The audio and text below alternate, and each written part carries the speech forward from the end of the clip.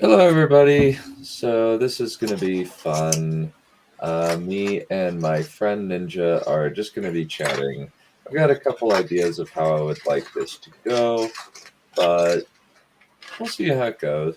We'll see what happens. Definitely want to do a little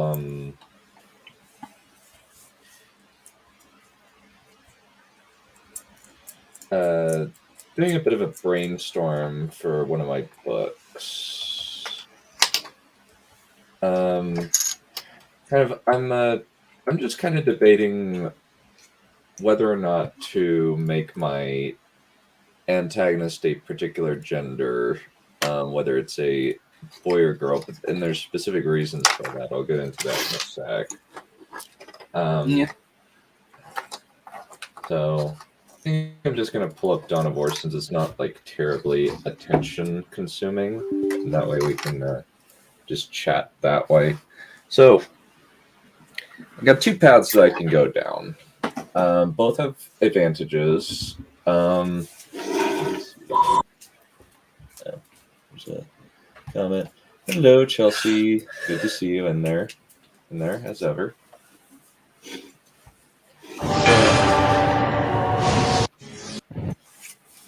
Let me see. Apocalypse mod. Yeah, I don't know if it's active though. Let me adjust the volume just a tad.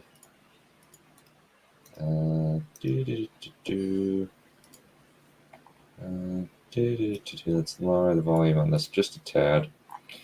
So I've got two options. One is that I keep it as is, and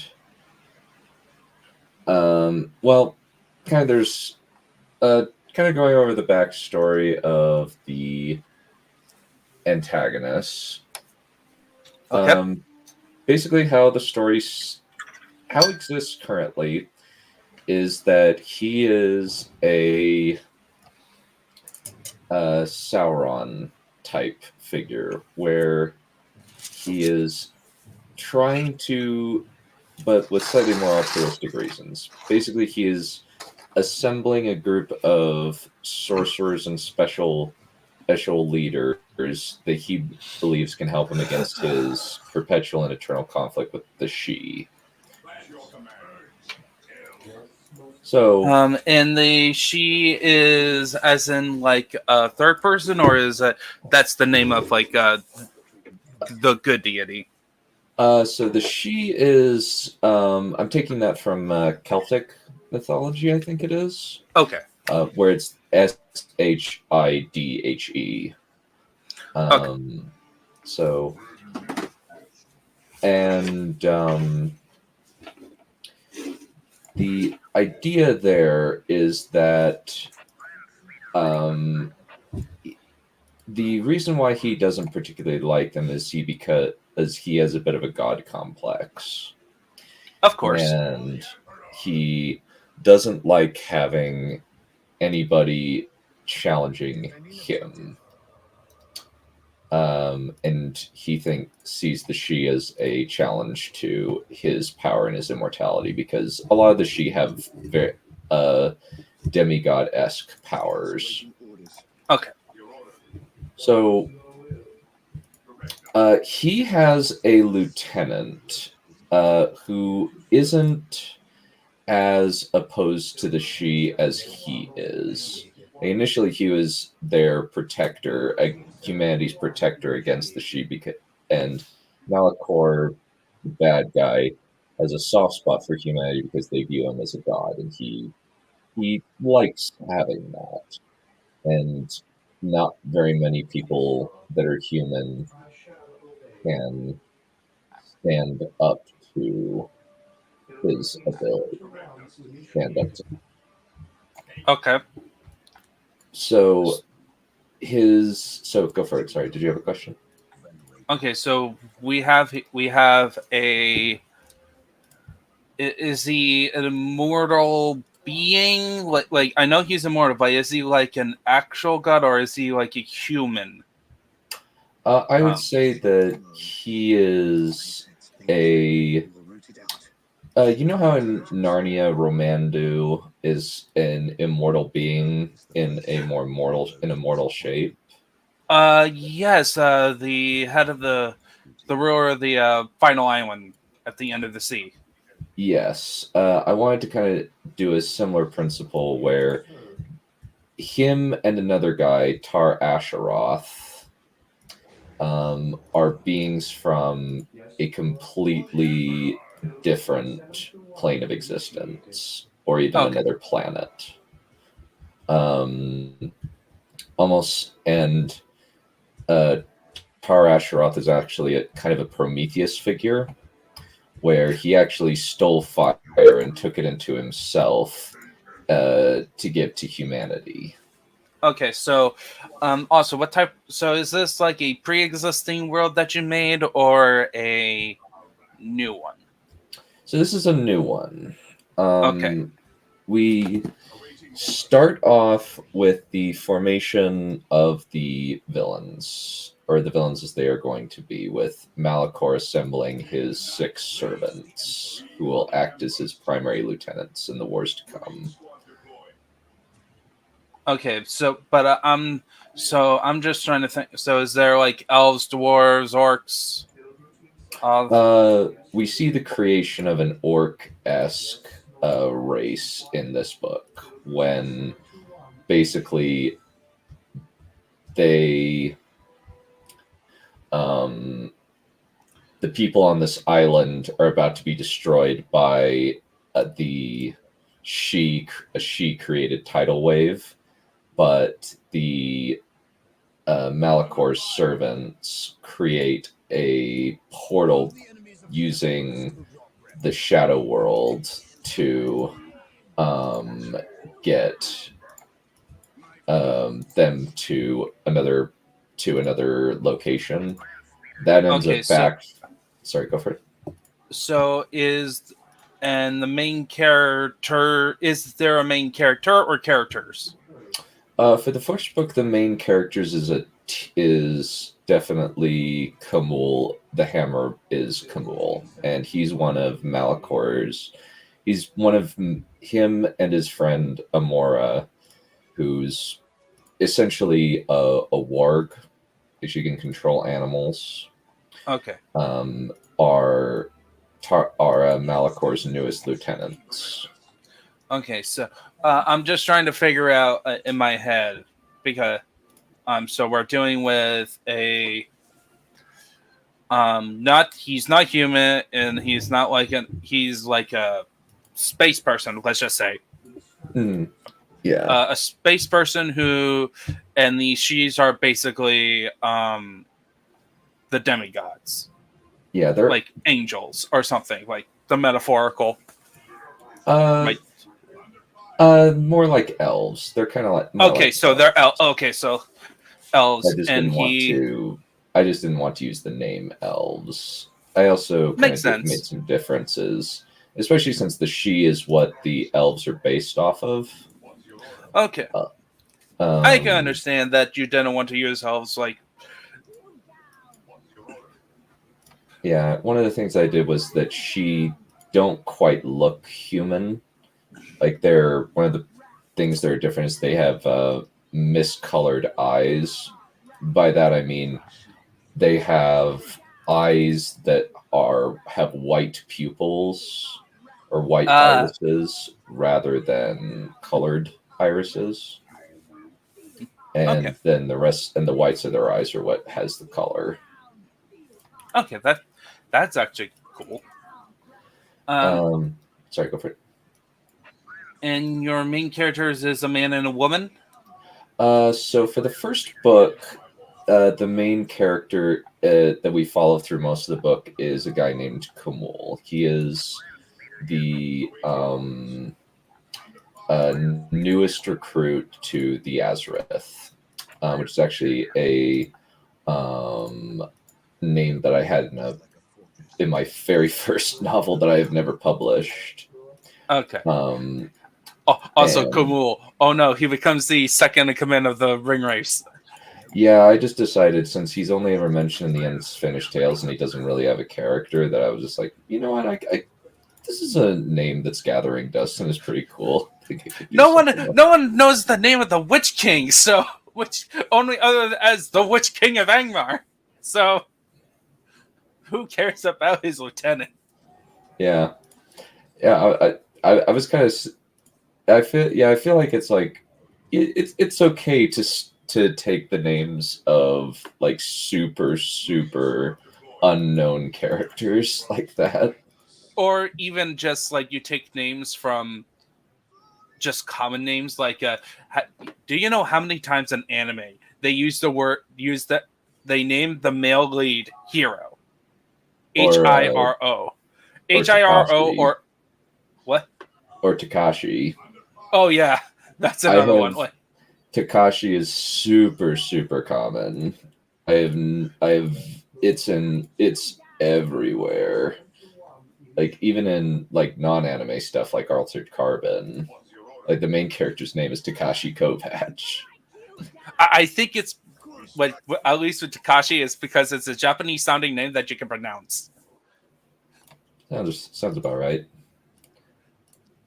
Um, so kind of the first book is is them preparing for the war against the Shi, and Malachor bringing more people in. Though at the middle part, Malachor vanishes to because he's expended a great deal of power fixing the minds of the people that were taken through the portal from the island city to his capital city on the mainland. And So that with your villain, it seems so it's not. It's like you see a kind of a tragic arc of him becoming the villain, or is kind of. My thought with him is that he is somebody who is very evil, but he sees himself as righteous. And doesn't views the people kind of in the same way that, say, like he views humanity in a similar way that we might view a very loyal pet. He views them as his responsibility and his people, but he views them as tools that he can use against the Shi. okay? And what he does is it is selfless what he does, or it could be defined that way, but he's not about to lose 300,000 possible troops. Since when they mutate, they basically turn into orcs.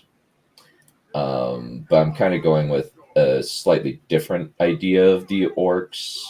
I am going with kind of admittedly, kind of some of the designs from like a variety of different designs, like what Raid Shadow Legends does, where they've got like fat orcs, giant orcs, stuff like that. Yeah, the stuff that kind of annoys me with fantasy is that they tend to put everyone in one body type, no matter what. Like it's like you're either thin or you're fat. Yeah. Instead of you have your range. Yeah, like you have muscular, you've got various different types. But that's kind of where his story, like at least his screen time, stops in the first book, and he's not going to come back until the second book, kind of later once they find out where he's gone.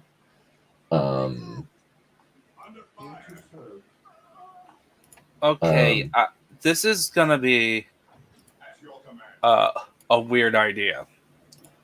Okay. What if he he's androgynous because he doesn't have a gender, like no sexual organs. I would usually like that idea, but that doesn't quite work because Tar Asheroth, his friend, is definitely a guy and actually does marry a she-woman. No, I'm talking about the main villain. Well,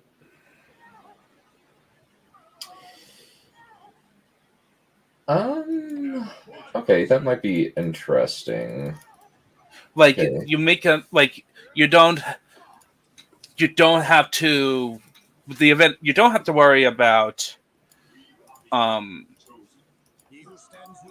you kind of want to view him as sort of distance from humanity a bit, because he loves humanity, but he uses him as a tool. And one of the ways you can that help emphasize the distance is that he doesn't have one of the key elements of love, pure love. And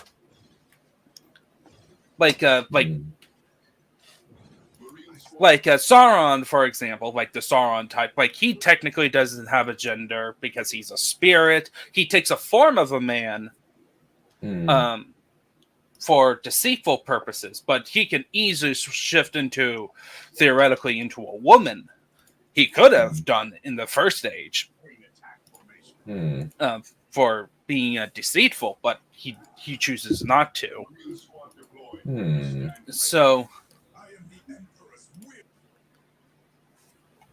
and plus, you can even play around with the trope a bit, and you don't have to make him but with an androgynous character, they tend to be more of a pretty boy. So for your villain is you have that as anime stereotype of this boy who looks like a girl, or a girl who looks like a boy type thing going on.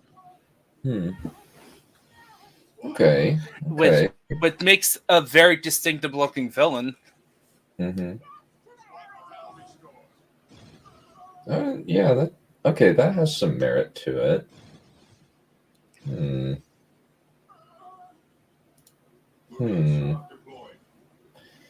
Okay. That does have some merit to it. Yeah, unless you want to do a siring of an heir or something. No, that doesn't quite come into it. The reason why I'm debating is actually his relationship with another character, and Tar Asheroth. So Tar Asheroth is very much defined by his relationship with Malachor, because Malachor did not like how chummy he was with some of the Shi, and really did not like that. So what he did was he actually whipped up a mob and had Tar Asheroth's wife killed, so that Tar Asheroth would gain an eternal hatred of the Shi and never forgive them. So the reason why I'm debating whether to make Malachor boy or girl is because I'm debating whether or not it was for clinical or personal reasons, whether or not the female, or we'll just call her, I think it was Trip suggested me a really good name, actually, Mishakal, or whether to go with Mishakal or Malachor.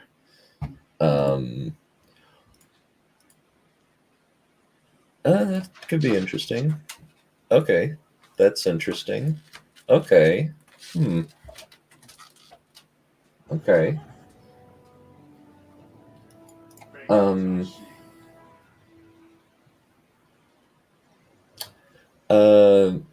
Whether or So not. so the target of this affection, is he like powerful or anything? Is Yes. he okay, Yes, Tar Asheroth is extremely powerful. like one of the most powerful beings in the universe? He's at least one of the one of the 3 most powerful beings on the planet that exists currently. Okay, so Um, I could see it more like if the person was actually kind of lower on the power level. It could be more of a special feeling, so we can then put into gender into play. Um, mhm, but if he is like top one of the like top tier power level, mhm, because like being in the top 3 means you're top tier. mhm, Um, it could be more clinical, like you clinical in nature. mhm.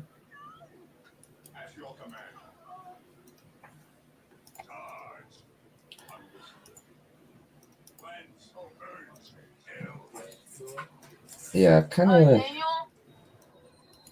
Hmm. Oh. Shall I? That's like becoming neutered. Offered. Yeah, that might be interesting. Oh, okay, that's interesting. Okay, these are some good ideas. I'm liking this. Okay. But maybe that is also kind of Hmm. like is there like something special with the she where it's like they are able to have this power level but also have like these deep relationships I would say yes. The and like sexual relationships as well? Yeah, yeah, they can. And like that's one of the that actually could be part of it where like Tar Asheroth is able to have like actual intimate relationships while Malachor is not. That actually was a good thing from Trip.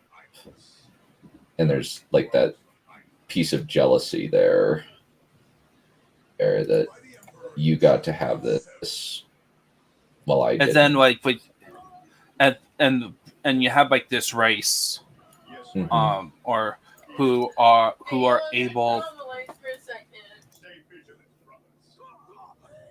Yeah, yeah. Yes. yeah so and when you have like this race who um has together who are more powerful than a typical human. Let's just say that the main villain was a human who rose to that power Hmm. because of like some magic thing, but at the Hmm. cost of the sexuality aspects, and Hmm.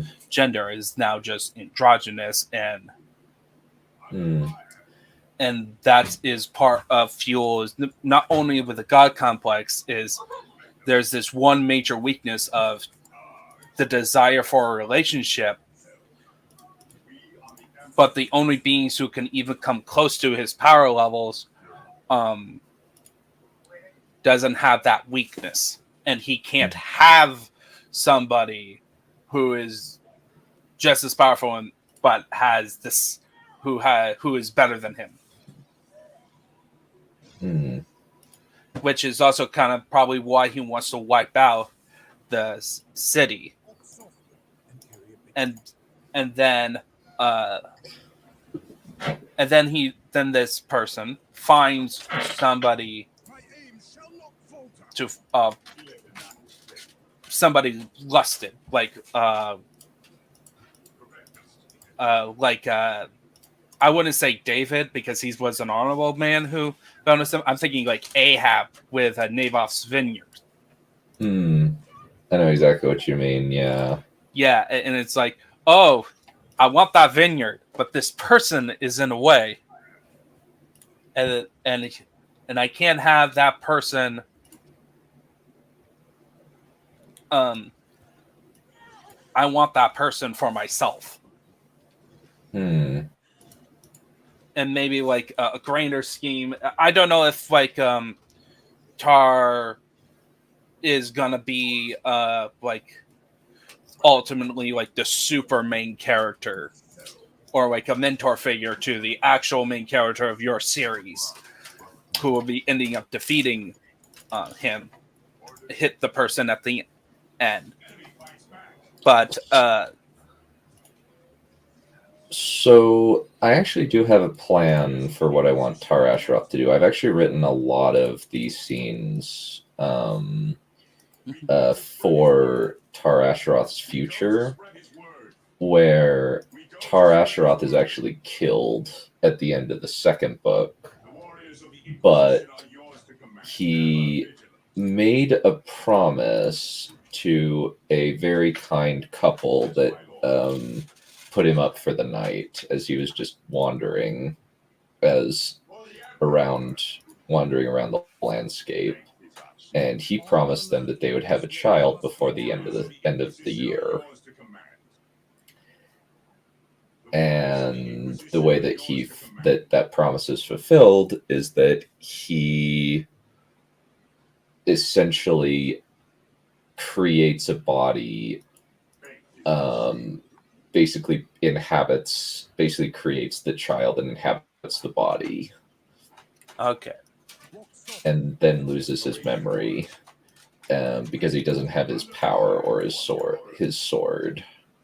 Okay, so the less creepy version of what happened to Captain Marvel in Avengers 200.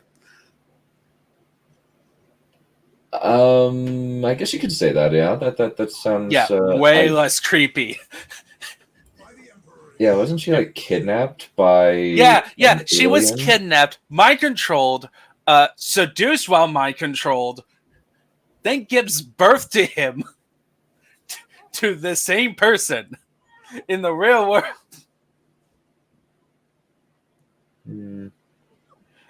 But then it has to go back because the Avengers foiled his plans, and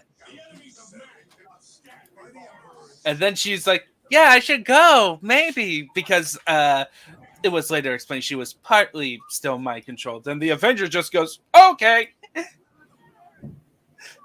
and they're just like, yeah, clearly the Avengers are kind of assholes in this situation. in that one, yeah, a terrible writing. That was a terrible writing decision that made no one look. Yeah, I can imagine. Yeah, that was pretty bad. She was also one of the most messed up. Poor Carol. Yeah. Oh, so one thing kind of in the mythos of this world, I guess you could say, is that in kind of the beginning or close to the beginning of time, Tar Asheroth, or there used to be two suns, not one. And one of the suns actually got swallowed by a giant serpent, and they came down from the sky and started burning the landscape. But Tar Asheroth and Malachor were able to kill it, but not before it laid several eggs, and that's where dragons came from. Okay. But Tar Asheroth was able to save the world from being destroyed by the sun by taking the power into himself. Okay. So you can, yeah, I say like you can still have that if that's your plan with Tar Asheroth is like, yeah, you could definitely have that.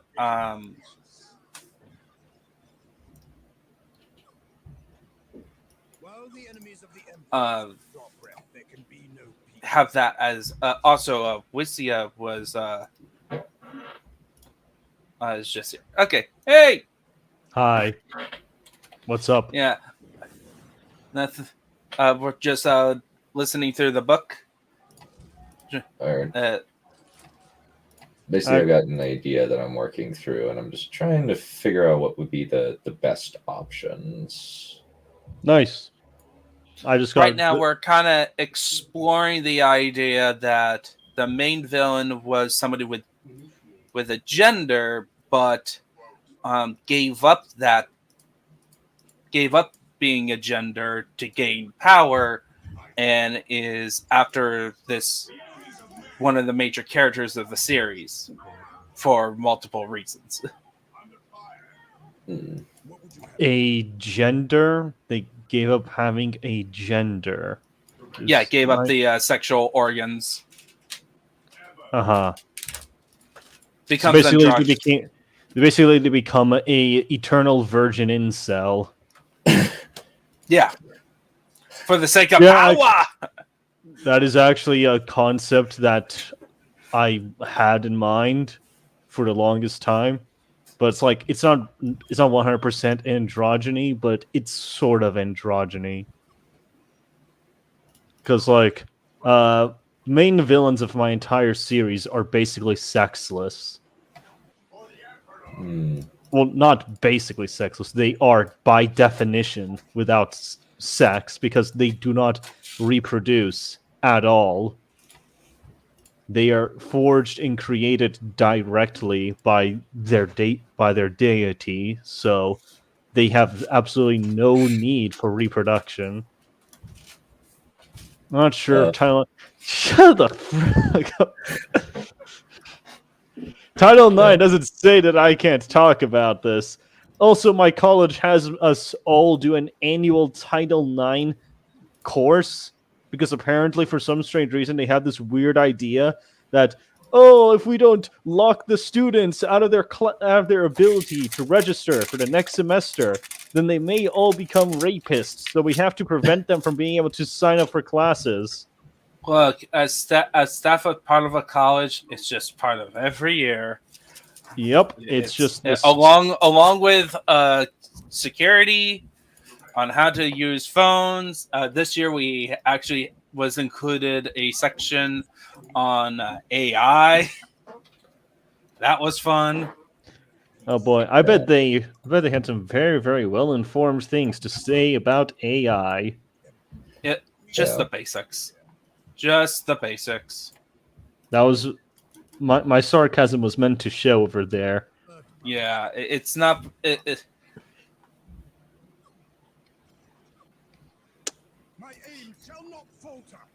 Anyway, yeah, all of my villains, well, most of my villains are basically completely androgynous.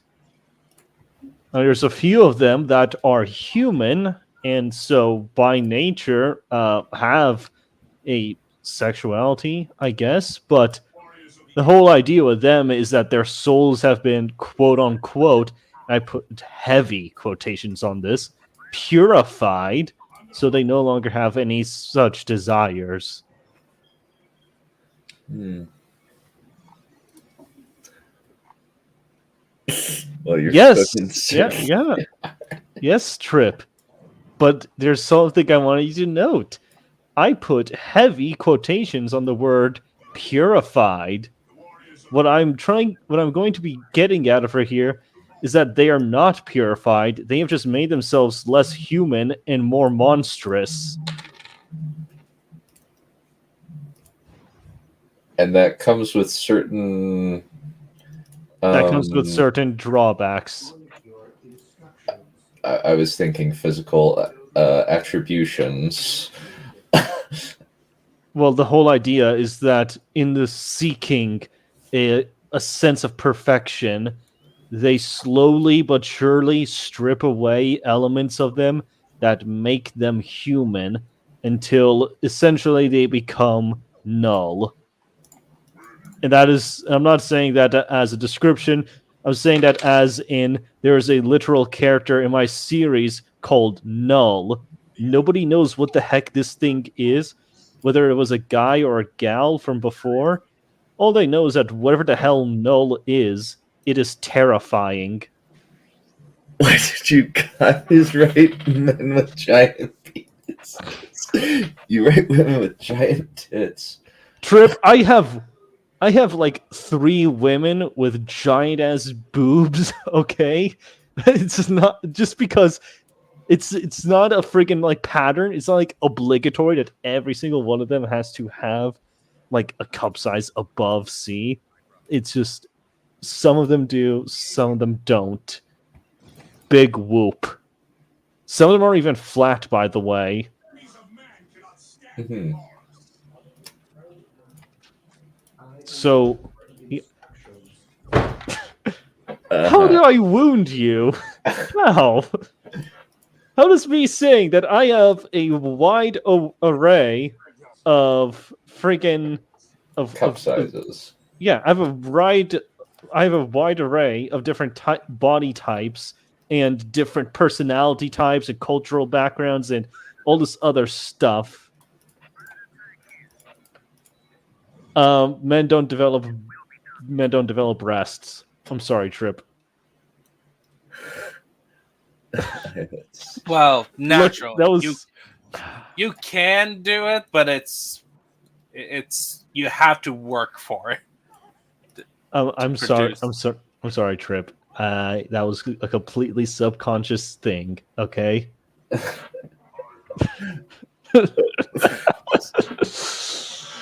Also, Trip. Who says that the men don't have giant dicks? Look, I may have not specified it, but I didn't say that any of the guys weren't packing. It's just that it's a lot easier. It's a lot easier to hide that. Okay, that's all I'm gonna say.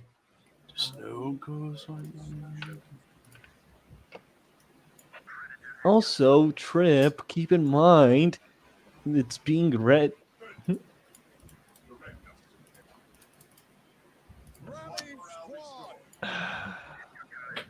Exactly. It makes sure we know that women have tits. Imposing limits as a writer can lead you to better work. Say hypothetically, you need to produce a cool story, but max can only be 100 pages. That would actually be... I think that's actually works really well because it makes you have to write very tightly and ensure that you don't like put in a lot of unnecessary filler. You also be a lot more creative. Hold on. You know what, Trip? Do you want to get over here? You want to talk to me directly about this shit and complain about it to my face? I'm more than happy. We could bring it into this voice chat right now. Neil, I definitely agree with you. Like, that's like a lot of, like, there's limits at any writing endeavor, creative endeavor. There are limits, like not only, like, as you say, page counts or word limits, also time. Yeah. Like, we have the benefit of not being a fully published. We don't have to have the pressure of releasing a book every year, or I put the pressure on myself, admittedly, but yeah, outside force, right? We don't have a quota that's been established by other people. Yeah, or like you have to make this, you have to plan this show. We have to get the production starting on this time, no matter what.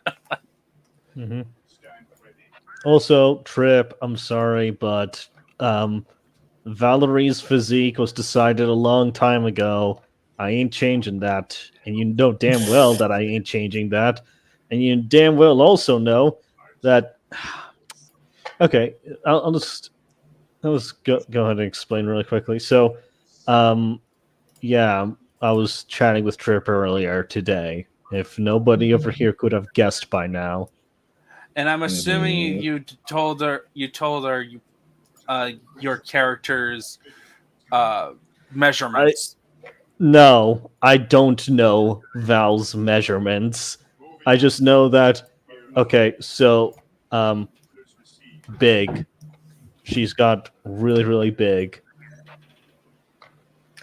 And I was like, okay, so what kind of effect would that have on a person, physically speaking? Quite a few, I imagine. Yeah, yeah. But anyway, yeah, that I don't know why we ended up on this subject again. Yeah. And I definitely agree with you, Tris, that sometimes restrictions in quotas does have like a negative effect. Like that's partly why we have issues in Hollywood. Yeah. Emphasis on the partly. Yeah. Anyway, Trip, okay, you can keep giving me shit about it, but keep in mind, my story's just being written through the eyes of a gal. I very much doubt that she's going to... You know, actually, no, I take that back. Knowing you, Trip, I know for a fact you'd be checking out the bulge. I know for a fact that you naughty individual, you would be looking there. Yes. I would concur with that. Yeah, that sounds about right, actually. Well, unfortunately for you, Trip, Rosa is not that. So she swings more the other way and has a preference over there. So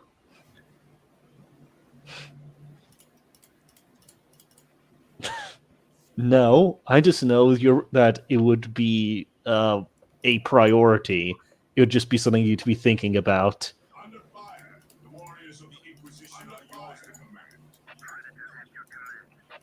At least you give the impression. We love you, Wis. Don't worry. I wasn't concerned about that at all. Good. You shouldn't be. Anyway, fun fact, Grey Knights are usually supposed to be deployed with the Inquisition, or by request of an Inquisitor, specifically from the Order Malleus, because Grey Knights are demon hunters. Order Malleus specializes in demons. Also, you're fighting Sisters of Battle, and that's a grade A heresy right over there. Indeed. They've turned traitor. No, my dude, you're the traitor.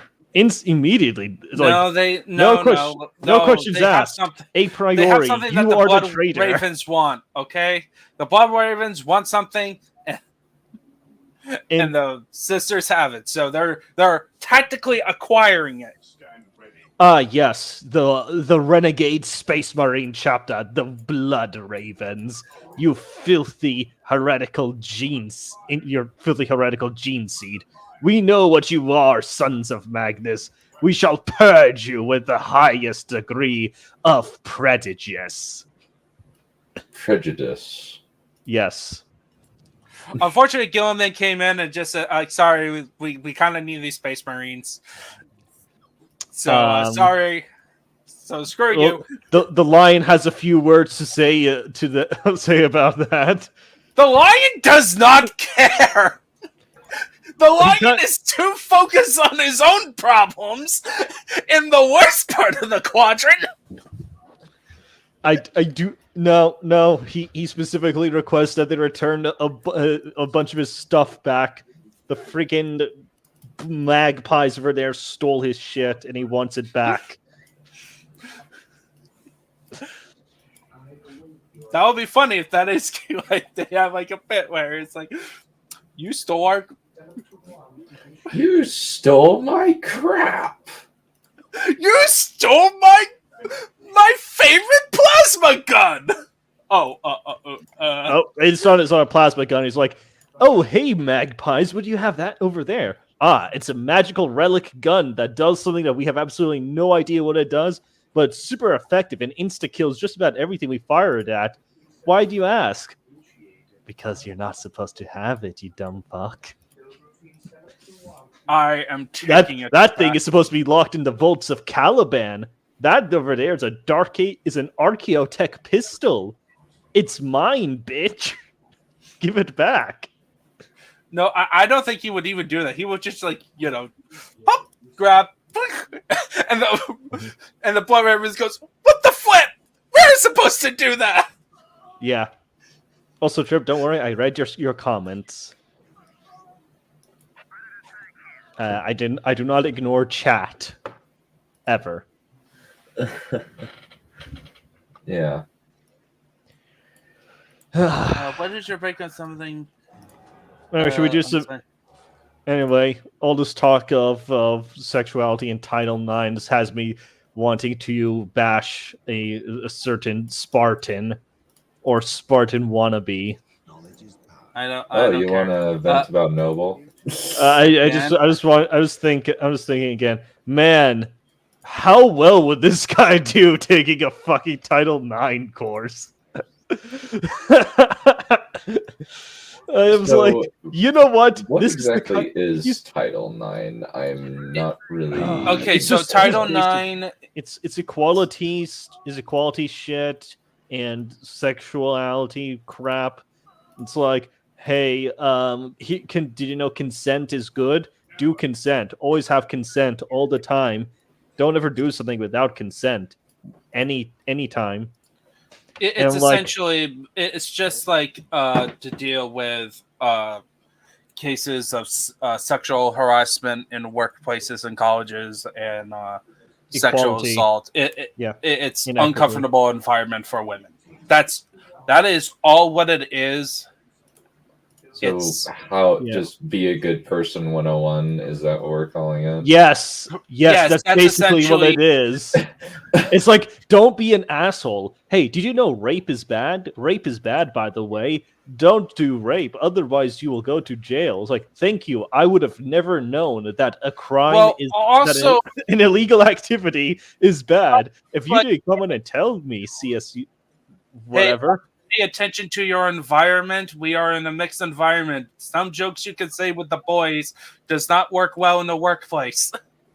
Yeah, it's like, oh, hey, did you know that making extremely vulgar and profane jokes in a professional environment can cause people to feel uncomfortable? Or just make people look at you like you're an idiot? Yeah, pretty much. Yeah, that's like the summary of it. And there's also like a section that when I was at a community college, there was like specific scenarios where it's like, okay, where is the line of consent? Like when you're in a party with a bar, blah blah blah. I don't encounter that with mine, just because. Yeah. Also, usually, the Title IX stuff is just lumped in with general safety. Like security and safety. So Trip is yelling at you in the chat. Done. Also, in other words, coochie is not well, here's the thing. The first time I ever heard that word, it was from a woman on TV. Yikes. Anyway, Noble is the reason why I have to take a fucking Title IX course every single year. How so? Just people like him, or just yes. People like him. He would not survive 5 seconds in that stupid course.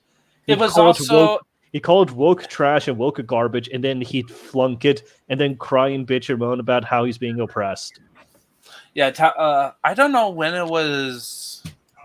It was definitely when the talk of, in terms of government, was that issue that became like a major issue that people were debating about.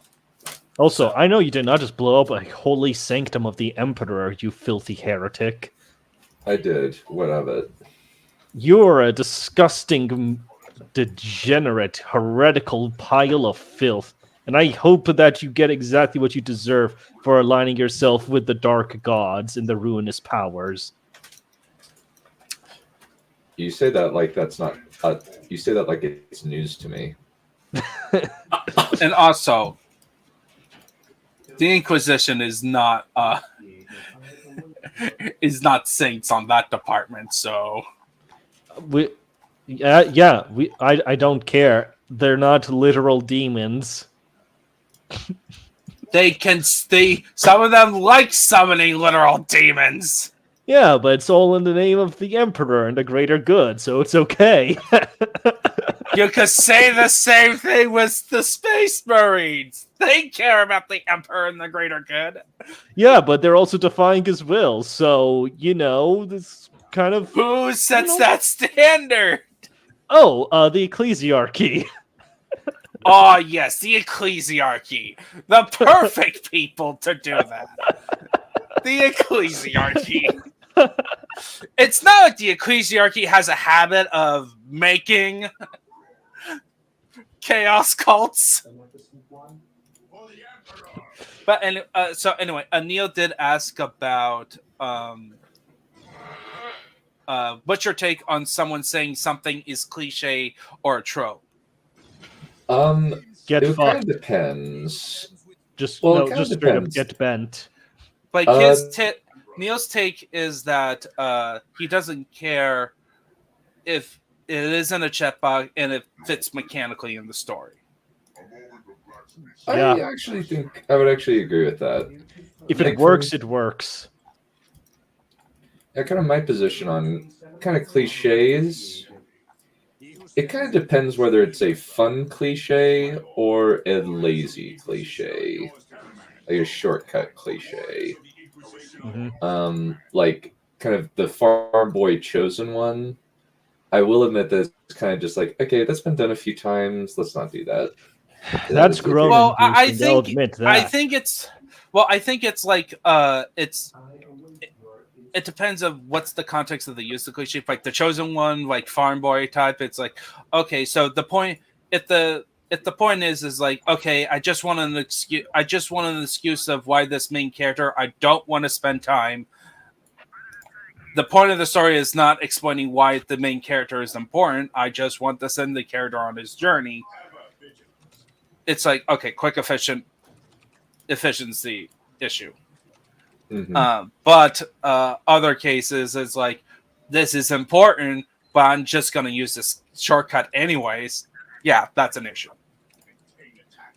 Yeah, like when I was kind of constructing Tar Asheroth, I just had him be a city boy, or at least had him kind of like his family is originally woodsman, but he goes to a city and learns a trade of being a bartender. Yeah. That's what he does. Sorry, go for it. Trip, yeah, I think the premier reason why people are like all groan by hearing the words chosen one is so groan inducing is because that's basically just a shorthand for saying no matter what happens to this kid or what stupid mistakes this fucker does, he will survive and ultimately defeat the villain who is far more competent than themselves, because the plot literally just said at the very beginning that it will happen.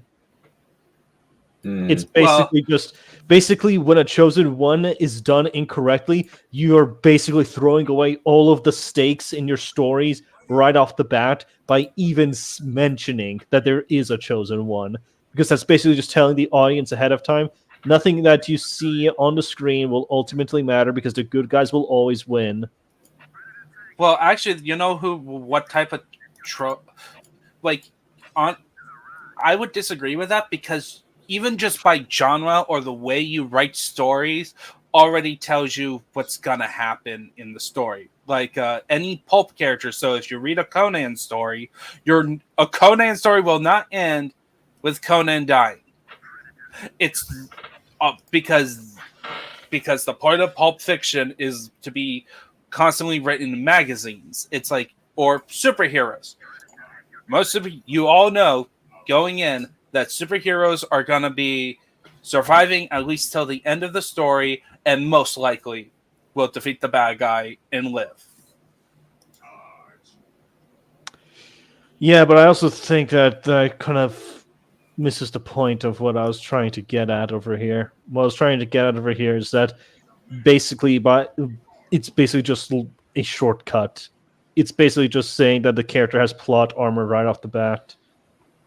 without even doing Well, anything. at least you're honest with the plot armor as opposed to pretending. Like, No, because like just basically saying right off the bat that this character has plot armor is immediately going to take you out of the story in that sense, because essentially there is no illusion. Because the whole point is the illusion. You're supposed to be able to suspend your disbelief. You're supposed to be able to look at a piece of media and buy into all of it without having to do any further mental gymnastics or having to bear in mind something else. Hearing immediately that basically this guy over here is going to make it until the end of the story. Well, that can immediately take somebody out of it. Because, and bear in mind, what I said is like, if it is done incorrectly, a chosen one trope is basically just a bad power fantasy. If it's done well, then even though you know the person is the chosen one, it's not really going to make much of a. You're not really going to. It's not really going to get in the way of the story.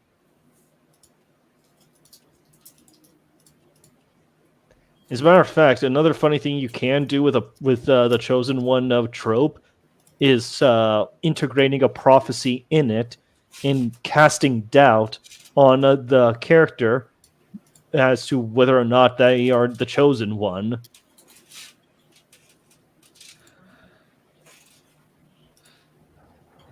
Honestly, like I kind of like how the first law ends, where it's just this young prick, like this guy who thinks he is the king because he's the illegitimate son, long lost illegitimate son of the king, and the wizard reveals, "No, I bought you from a whore, or in a small back alley town, because you looked right." Because I knew you would look about right. There were at least a dozen other of you that I could have ascended to the kingship. You're mine. That is a great example of toying around with the chosen one trope and subverting it and putting a new spin on it. You can make you could do all sorts of interesting things with it. It's just that the problem is that when it's done lazily and haphazardly, it's basically just a declaration that nothing you see that's going to happen ultimately matters, because the main character is never going to suffer, they're never going to fail or struggle or any other shit. They're always just going to Gary Sue their way to the top because they're the chosen one. It's basically just a pathetic excuse to just have your character instantly win all the time. well, here's the thing about the chosen one trope. It only breaks when everything else breaks. It's not like, okay, we have the chosen one trope, because you're saying like it doesn't. We're talking about specifically how the chosen one trope is specifically goes wrong. Just that part. But the thing is, chosen one tropes ultimately fall apart when everything else falls apart. Mm-hmm. I would concur with that. Where Yeah. you don't have a good character anymore. You just have nada. Yeah, exactly. That's the thing. That's what I've been reiterating. It's I think when it's done well, it can be a great. The story can ask some very good existential questions, but when it's done poorly, it's indistinguishable from a Gary Sue power fantasy.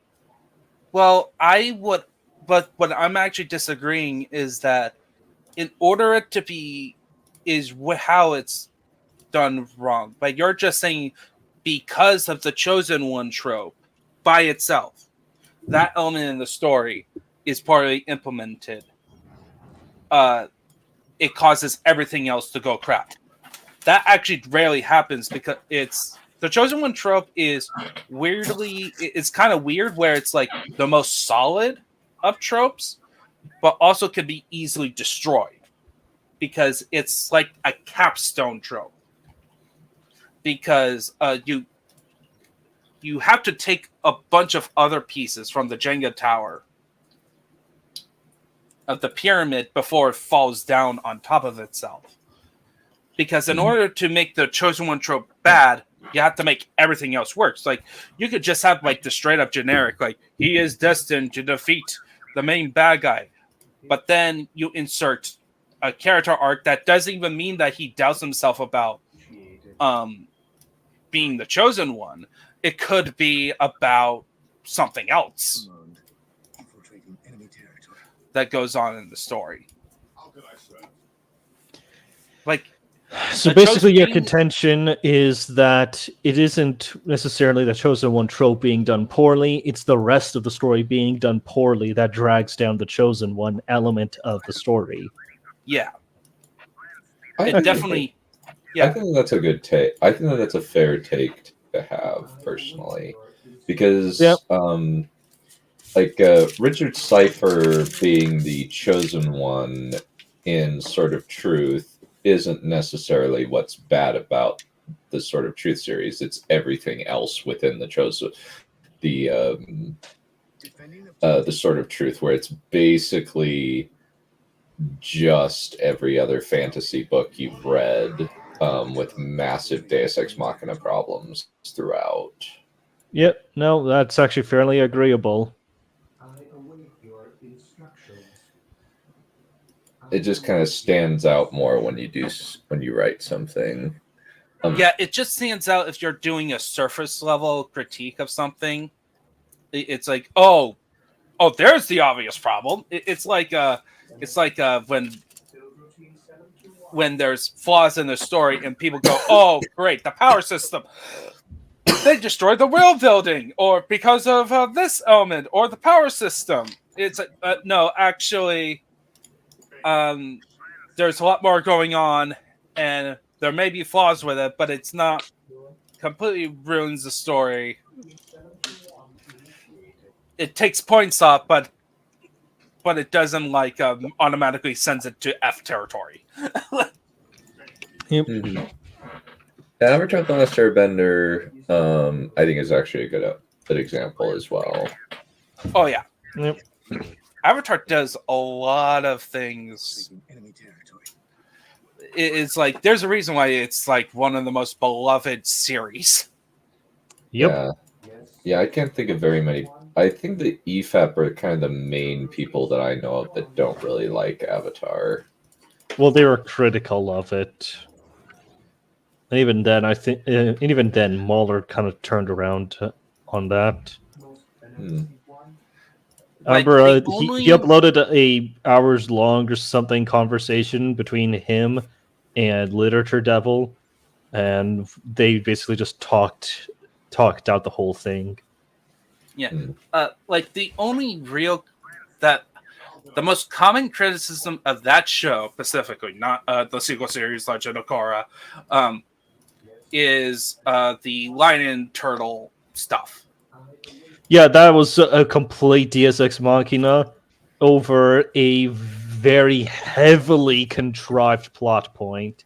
Like, the Avatar doesn't want to kill people. I'm sorry, what the fuck have you been doing this whole season every single time you enter the Avatar state?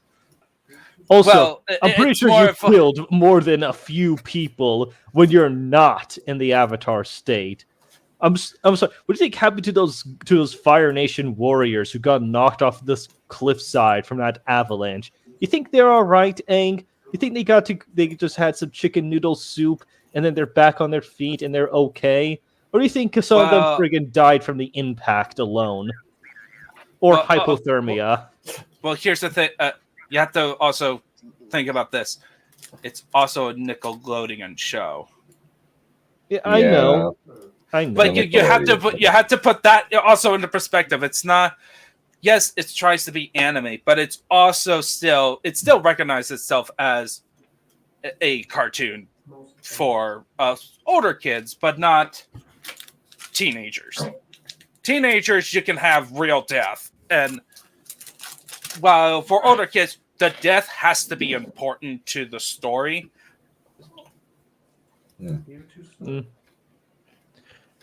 Let's see. Yeah, we freaking Rags just has some of the worst takes sometimes. Like sometimes he's spot on, sometimes he's not so much. Like And with Doom Eternal. oh there's a yeah, argument that- oh my fucking god, was he horribly off with that game? Like the only issue I have with saying that confidently is that it's been so long since I heard what he had to say about it. I just knew that he made some brazenly wrong statements about the game that really made me question whether or not he played it. And to be fair, the guy probably hasn't even played it to completion. I bet he probably hasn't played it to completion, because I have several times, and I hear some of the complaints. I'm like, what the fuck do you mean that shooting the grenade into Kako Demon's mouth is the only way to kill it? The freaking Arbalist is right over there. You can shoot that thing into a flock of these motherfuckers and just kill them all.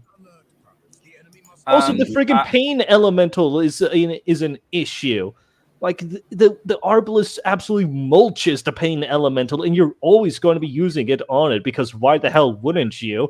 It's basically makes the whole sticky bomb into the mouth thing kind of obsolete in a way. The only time you'd ever want to do that is if you want to regain health or charge up a blood punch. But normally speaking, you probably want to be using the Arbalist, because now you don't have to run up to the friggin' Kako Demon and shoot it in the mouth. Yeah, like there's an actual mission for the Arbalest where you use one of the modes to insta-kill it. Well, yeah, the weapon itself is called the Ballista, but the Arbalist is the attachment, and yeah, it's the mastery on the Arbalist specifically unlocks after you've killed like 25 Kako Demons with it, which you're going to kill 25 Kako Demons with this thing. Yeah, I only have one complaint with Doom Eternal, and this is like after 2 good chunk playthroughs, I never finished it because of a computer incident. I accidentally poured iced tea on a tower. Oh, no. Yeah, and I did play the campaign through to my point and a bit further twice. My only complaint is it's either the pacing or the length. I think Doom Eternal and outstays its welcome. It overstays its welcome. Yeah, that's my main issue with Doom Eternal. I don't have that problem with Doom 2016. That's funny enough. But I had the problem. It's the same thing I had with Bolt Gun too. That I actually have not finished Bolt Gun. Like I did the first act and I felt pretty full. With Bolt Gun. If I can be honest with all of you, I could not be fucked to finish Doom 2016 on Ultra Nightmare. Like I don't play on higher difficulties. I've been meaning to complete that thing on Ultra Nightmare, but I'm like, do I really want to? Like it's like I never had that issue with Eternal. Let me be clear about that right now. But honestly, the fact that I completed Eternal on Ultra Nightmare and the Ancient Gods parts 1 and 2, and the fact that I was able to repeatedly do it as well, I just feel like, do I really even need to say that I beat 2016 on Ultra Nightmare? Like 2016 is just the easier version of this game. I feel it's like the beta test version of it. And yeah, it's really not much of an accomplishment. And I'm not really saying that to insult 2016. I'm saying that because, like, well, it doesn't have all the insane mechanics that Eternal has, and it doesn't have as many bells and whistles on it. And to be fair... well, sometimes... Sorry, Trip. I just read it right now. Yeah. You guys are getting Peter's. I think there's...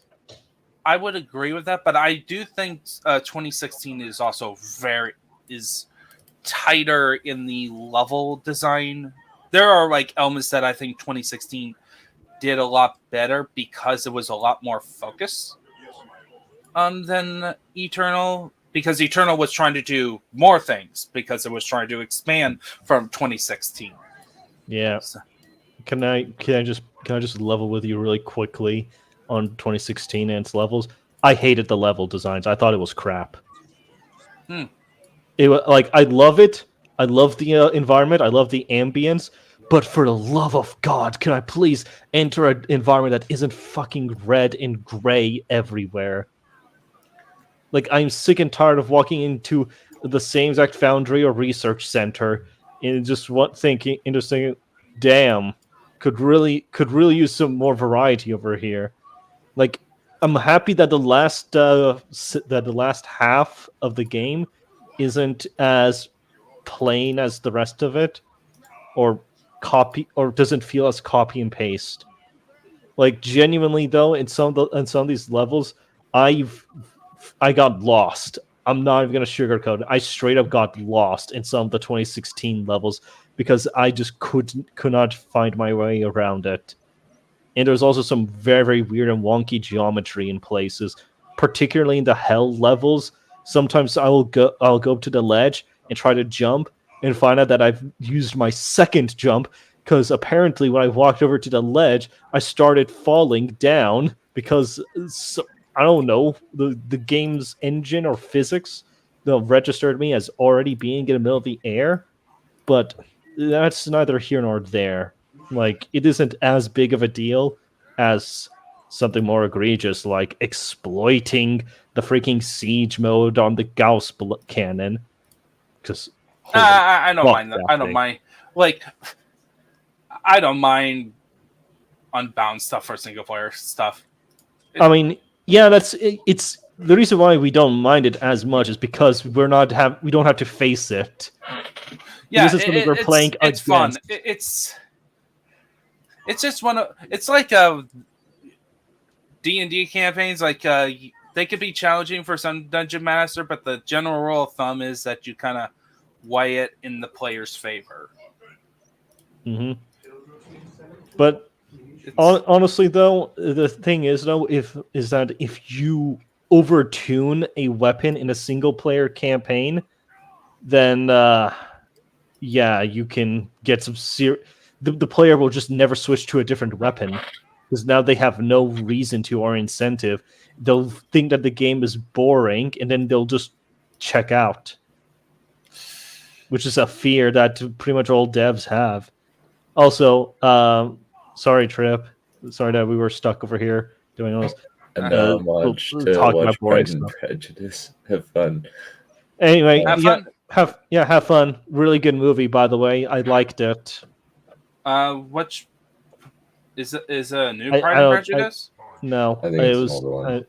Yeah, I remember watching a cinematic adaptation of it. It was a really good movie. I liked it a lot. I like the ABC version. ABC or BBC? The long one. Probably the BBC one then. Yeah. Oh well. Anyway, bye Trip. Sorry we talked about boring nerd shit. We could have talked about something more interesting, like the size of somebody's bulge. No. Boy bulge. Raptor, I highly recommend watching the BBC version. It's a very good. I think I might be dead. I'm not sure. Anyway, speaking of poorly balanced video games, I'm gonna go hop off and play some Titanfall 2 now. Okay. Fair enough. Yeah, like, which actually reminded me, I kind of would want to rant or vent about how shitty the weapon balance in Titanfall 2 is. It's like, oh, you got a hit scan weapon over there? Wow, that's pretty special of you, you know? Wow, you must be really good at this game. Oh, and you're using stim? Daring today, are we? Seriously, if you use stim, go fuck yourself. Sincerely, you are the reason why we do not have a Titanfall 3. Oh, goddamn fun police. Anyway, I'm gonna go ahead and run my grapple with alternator. Go ahead and beef on police in myself. Why not? Mm. All right. Good night. See ya. Night. You know. Princess Mononoke. I haven't watched that one. There's a few I Ghiblis have that not- I haven't watched. Okay, I have not watched a single Ghibli film. Admittedly, I've only watched 3. Howl's Moving Castle, Spirited Away, and Castle in the Sky. Oh, Nausicaa in the Valley of the Wind, so 4. I like Nausicaa. them. I do like them, but they don't really hold any special place for me. That's kind of my perspective on a lot of Ghibli stuff. Like, I admit they're good, but I'm just like, well, these just don't connect with me very much. Like, I like them, but they don't necessarily like hit me. Ah, hello, Hello. aloha. How have you been? How's it going, Raptor? I'm pretty good. I'm honestly debating whether or not to just abandon this scenario as a lost cause. Because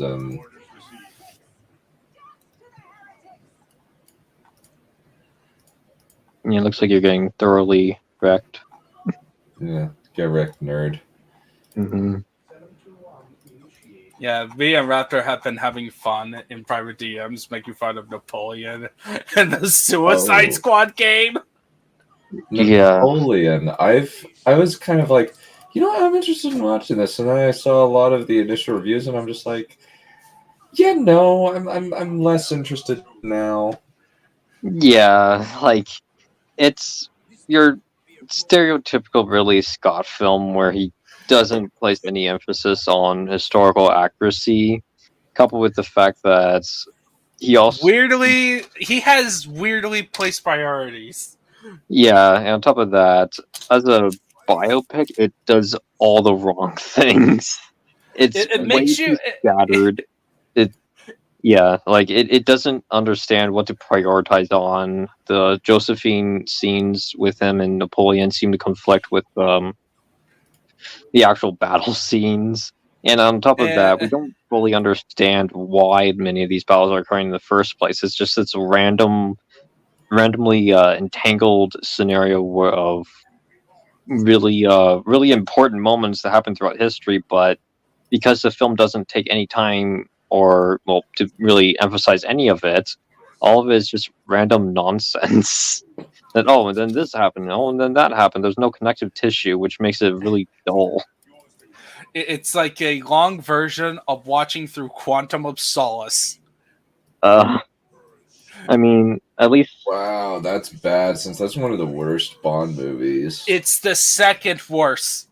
Wow, second worst Bond movie. Yeah, after going through it, so I showed Codex a tier list. So in terms of Bond films, funny enough, No Time to Die is barely the third worst. It's actually watchable. Mm-hmm. Okay. The problem with that film is that it has so many highs, but also so many forced elements. Like the opening bit to set up the conflict of Bond and Madeline. I think it's Madeline. The Bond girl from Spectre over, trying to set up conflicts for an excuse for them to split off, even though the whole "hey, I need to protect you, my love" could have been fine enough, but hey, we can't do that. That makes way more sense. We have to force it, and also how Bond died, that was also forced. Hmm. And then you had to have a film that is full of indulgent shots. Okay. The pacing is long. So this is Quantum of Solace, right? No, No Time to Die. Oh, okay. That's the latest one, right? Yes, that's the latest one that that people hate because it's the latest. It's the last of a Bond, and also kill Bond, and also had a controversy. Funny enough, the Nomi, who was the woman who quote unquote took the 007 moniker, could have been used more in the plot. Okay. Yeah, she was barely in the plot. Yeah, I think that was because of reshooting. Yeah, I think they just saw. I think that they got really spooked and decided to cut most of her scenes. But the funny part is that most of her scenes is her saying like, "I am better than you, Bond," and all that stuff. Like, I am just as good at your like, you know, she's overcompensating for something. And Daniel Craig in this film plays Bond as he doesn't give a crap. He is just done. Well, I think I know he hates James Bond as a character, just as he is. No, but as in, like, I have been through this so many times. Whatever. It's hilarious. It doesn't actually, like, put Bond down. It just makes her worse. Ooh. Yes, I love Prince of Egypt. That's a good one, yeah. Yeah, Prince of Egypt, awesome. Yeah, Prince of Egypt is one of the best animated movies of all time. But Quantum of Solace is barely edited. Yeah, that's what I've heard about it. There's a lot of like just basic editing problems with that movie. Honestly, the best way to watch the film is actually watch it by YouTube clips. Not as a movie, just as a series of YouTube clips. You get a much better enjoyment. It's like, okay, what sequence I want to watch today? I'll watch the fight in the desert. Yeah, I'll find that. Or Bond avoiding MI6. Sure, that'll be fine. Because everything else is just a lamer version of License to Kill. Mm-hmm.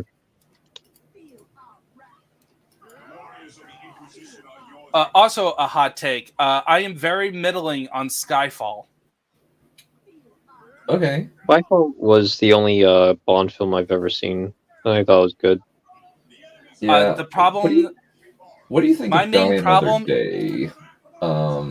Oh, Die Another Day. That is a Bond film. That is like, it's technically bad. Like, if we do all on the production, everything, it's F tier. But it's one of the most enjoyable F tier films you will ever see. Yeah, it is so bad, it becomes amazing. Yeah, there's like, since you just see it, like Halle Berry is like just it's one of the few Bond scenes where you actually get to see him properly rutting. And then the whole plot point of genotherapy of a North Korean general becoming a white guy. Yeah. Oh my. And then, not to mention, the opening song. Yeah, that opening song by Madonna is so awful.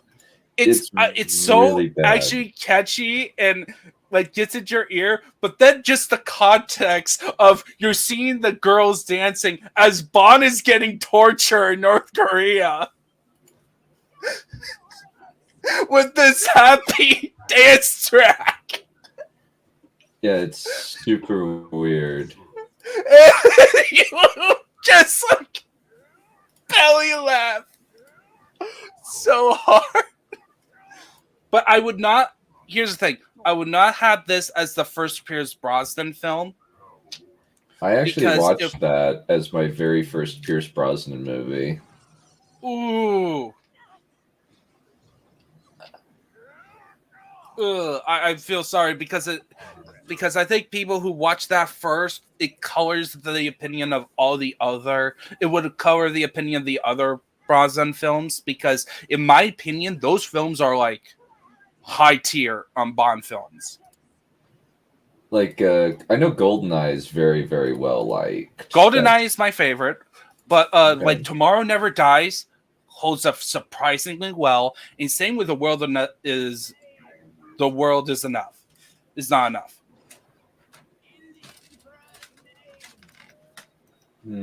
Okay. Like as a like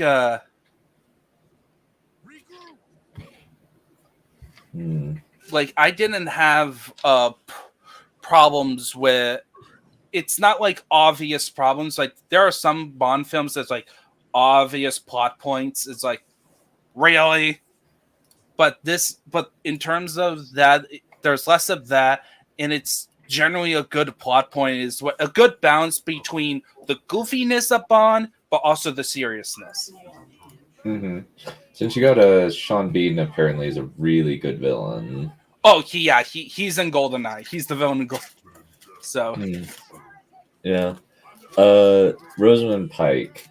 Yeah, I've kind of soured on Rosamund Pike after Wheel of Time, but partially that could just be because she's a producer and has way too much power.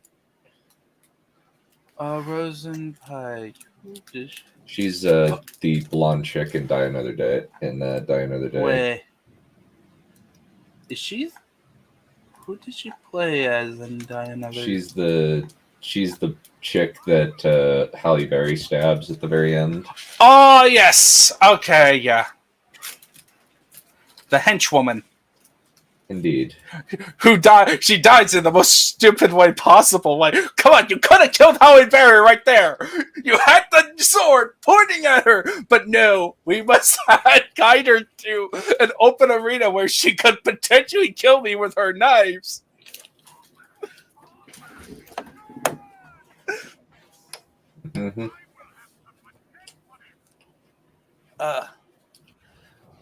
Yeah, but back to Napoleon. Yeah, just awful. It makes you ruin. You had Napoleon. Napoleon is one of the most easy people to make films of, and make it compelling and awesome. Mm-hmm. And you flubbed it. Yeah, because he was the great man theory and made manifest. Like, he by his will made things happen. Nobody else. Yeah. I don't think anybody else really was a big support for him. Like compared to a lot of other people, like maybe Alexander the Great. Like Alexander the Great built his empire utilizing the army that his dad built. Yeah, Napoleon built the French military from the ground up. To an extent, yeah. In regards to logistics and mobilization, it was very much rags to riches story, because he was like from Corsica of all places. He wasn't even from the mainland. Yeah, he's which is another list of why France is the worst country in the world. Yes, it took someone I will always make fun of France. It took blood that didn't even derive from the mainland of France to put France back on the relevancy board after the French Revolution. Essentially, without Napoleon, France would have been so submissive towards all these other external forces and the coalition. Because I think that once a lot more so than after Napoleon was exiled, I think. Well, kind of like when the terror was happening. Robespierre, honestly, in my opinion, he's worse than Stalin, Hitler. Yeah, I wouldn't go Robespierre's freaking evil. Yeah, Robespierre. And for me, the biggest thing is he's evil. At least you can have like some form of excuse. Like there are excuses you can make with Hitler and Stalin for all the evil they have done. And I'm not saying that they're You should, innocent but you at all. can.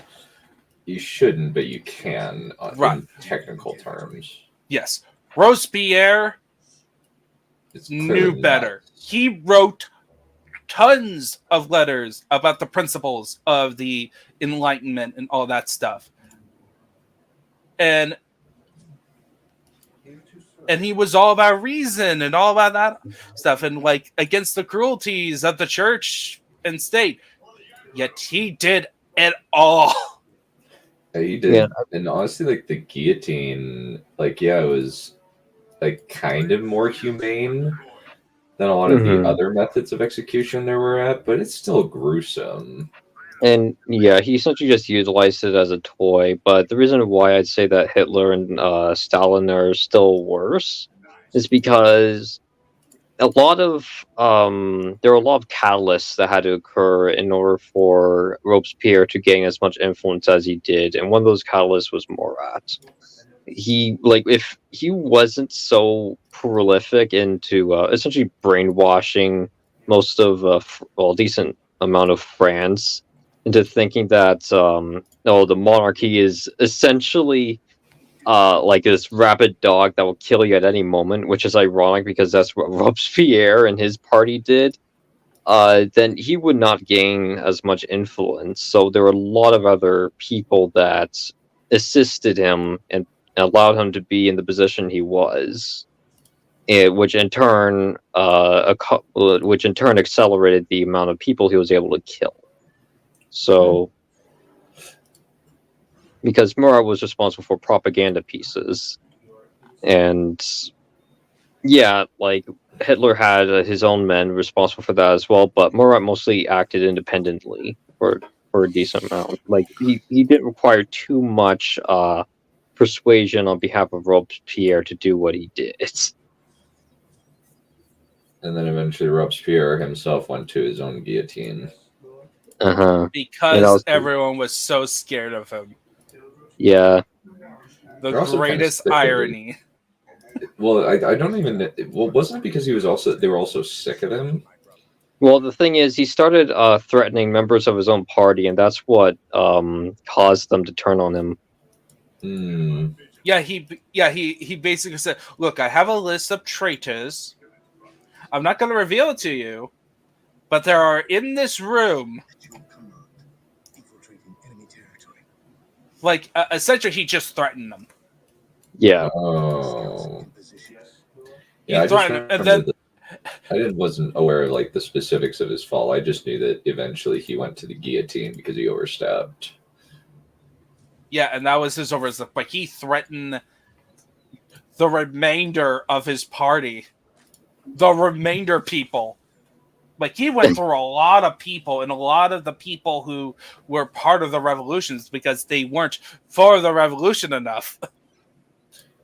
Yeah, it kind of reminds me of King Richard II's downfall, where he used fear to such an extent that it ended up betraying him in the long run.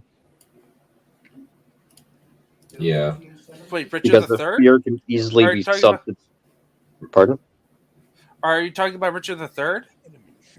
No, I'm talking about King Richard II. Okay.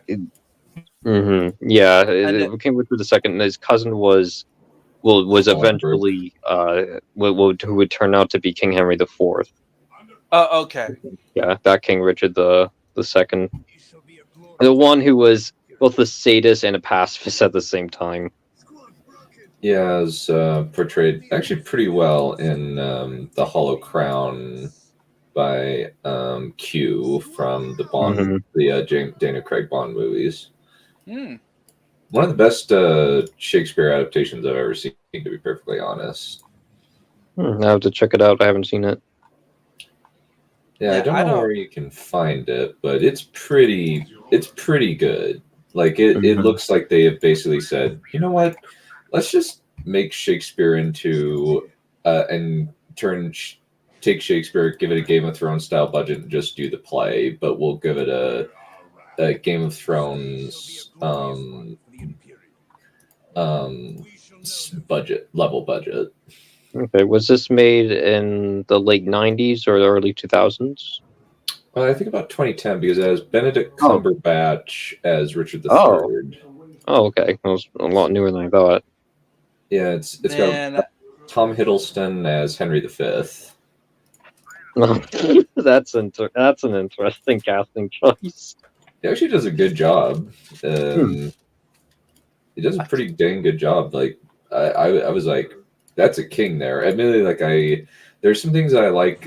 Say Kenneth Branagh's speech a little bit better than I like Tom Hiddleston's speech in the Henry V adaptation. But it's still pretty dang good. Like he does a really good job. Yeah, I prefer.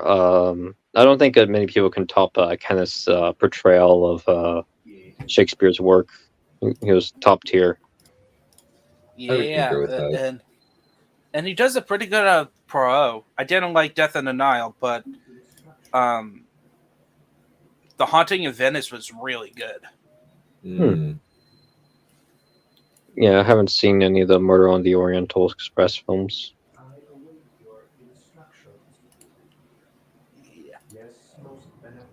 Anyhow, back to Napoleon again. So yeah, it should have been a slam dunk, but it failed miserably. Is that what I'm hearing? It should have been a trilogy. If Ridley Scott wanted to cover the entirety of first he wanted to cover like the latter half of the French Revolution, the Napoleonic Wars, and of course the downfall of Napoleon. It should have been a trilogy or a miniseries. And like in my problem, like the Josephine element would have been fine.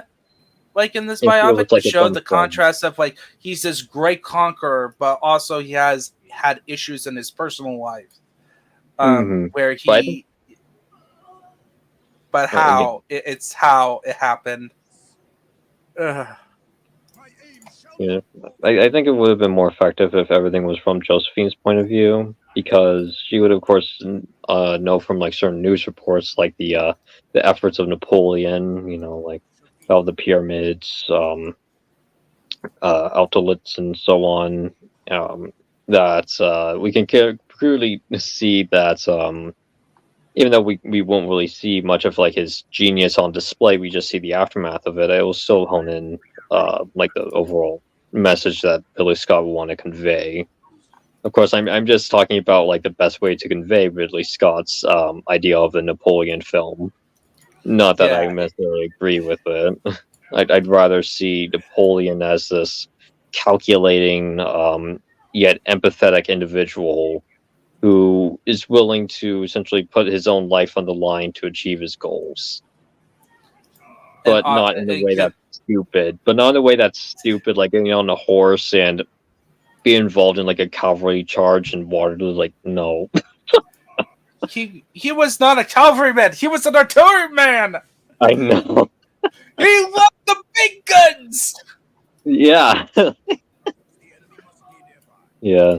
And yeah, for some reason, Eitan Shea didn't really like Waterloo. He just says like, "Oh, it's just armchair porn," and like, yeah, it is, and that's what makes it so good. I don't see the issue here, man. Well, like, Waterloo is how you depict a Napoleon film. Yeah, but the problem, I think, the main issue, and I know Brandon F has this similar issue, is the way they like the idea of how war is portrayed to be very more gritty and show the death and humanity of war. Mm-hmm. While those films are not, like, they show it, but they don't hyper fixate on it. I disagree. I disagree on Waterloo. Like, Waterloo and like Gettysburg did a really good job, but because of the music, they was like, oh, it's uplift. There's like uplifting moments and. Yeah, I can understand that, but I say that the film still depicted the amount of loss and how much of a war zone Waterloo was, especially near the end of the third act. Yeah. Like the scene where Wellington offered the rest of Napoleon's men to surrender and with their lives, and when they'd rather just die violently for their emperor.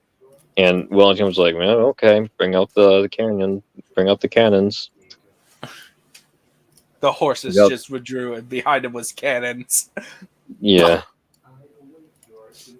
I mean, might as well prepare yourself for both potential outcomes. Mm-hmm. Yeah. I mean, I love how Wellington was portrayed in that film. Oh yeah. Mm-hmm. He was played by the dad in The Sound of Music. Really? Yes. That's surprising. Him singing Well, with Julia both of them- Andrews. Well, both of them are. Well, both of the characters are soldiers. That's the reason why the Nazis wanted him in Sound of Music, because he can portray a guy who's a military person.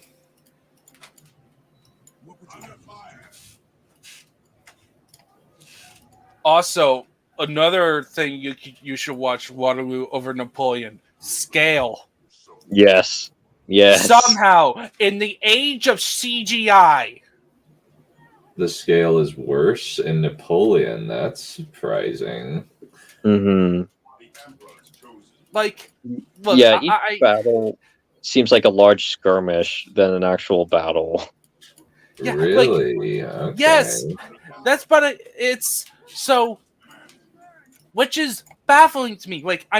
For some reason we enter an era where a lot of directors, especially in the historic ones, are so scared of using CGI because people have been complaining, oh, there's too much CGI in films, blah blah blah. And it's like, well, Problem isn't CGI is too prevalent. It's the fact that CGI artists aren't getting enough time to do crap. Yeah, and also it's usually like the number one complaint when a bad movie comes out for a genre film. It's like CGI. It's like that was never the issue. The issue is like How was really it? How bad? it was Technically bad CGI.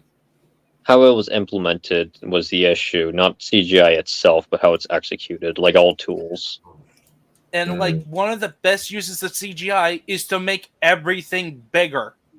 They make a giant turn a small like group of extras into a massive army, because you can't just hire like thousands and thousands of extras. That would be ridiculous. That would inflate the budget to absurd degrees. Or you just happen to have the Soviet Union army willing to volunteer. Yeah. Which is what happened with Waterloo. You had like 25,000 extras. Wow, that's kind of impressive. Yeah, because the director is Russian, and when we were watching the films, we had end up having a theory where they got the costumes from like a War and Peace production, so they were able to like fit them, and because the director did a War and Peace productions around that time. Really? Yeah, and so they trained these Russian soldiers to fight in the Napoleonic style. Oh, that's impressive, actually. That's dedication. Yeah, and this is like in the 70s as well. And so they use helicopter shots, tons of helicopter shots to sell you the scale of the Battle of Waterloo. It's like, whoa. Meanwhile, Napoleon. Napoleon. Yeah, it is. Meanwhile, Napoleon, who had CGI technology that was founded in Lord of the Rings 20 years prior, decided, nah, CGI is cringe. Even though there are noticeable instances of CGI, it obviously wasn't used in in ways to enhance the battlefield. Rather, it seems like okay, we obviously can't do this using practicals, otherwise it will endanger our extras' lives. So might as well just do some things in CGI, and that was the only reason, not to necessarily enhance the battle. Rather, they realized it was like a last ditch effort.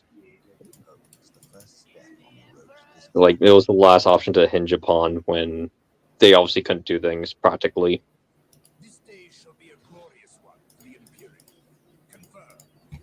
Dunkirk had a similar issue. Well, the Christopher Nolan's Dunkirk, where the scale was reduced significantly because Christopher Nolan was very adamant on only using extras. But at least that was a good film overall. Yeah, it was a decent film. You did have like an issue with Nolan has this fascination of telling the story out of order. Yeah, and that's the same with Oppenheimer, but Oppenheimer was done effectively. Like you could definitely tell, like, okay, there's an actual purpose as to why you're telling it out of order. You're not just doing so just to impress the audience, which is what I got with Dunkirk, where it didn't really amount to that much at the end. But with Oppenheimer, yeah, it did. It helped maintain suspense. It helped maintain like overarching goals that the audience can look forward to reaching, and it's all executed very well.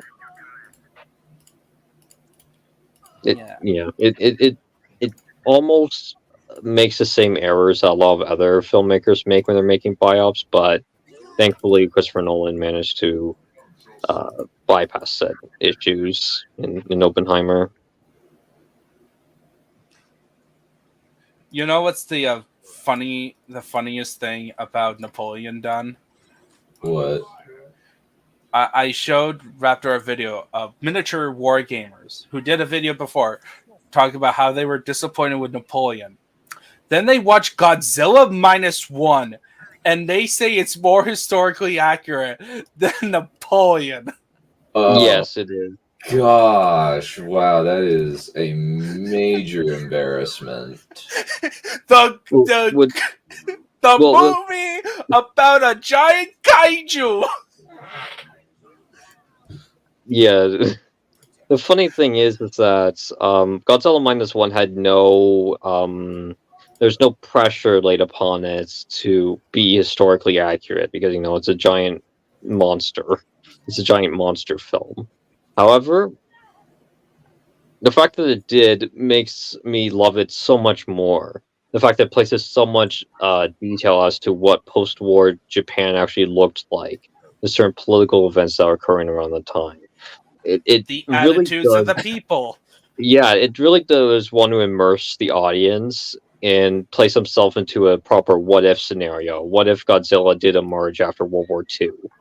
And what would be the most realistic reaction that the Japanese government would have due to the fact that they were also in these other circumstances that the U.S. put them in. Yeah, sounds about right. In my word, -1 is unironically the best film of 2023. Yeah. I can't think of very many movies that I've liked in 2023 that I've watched.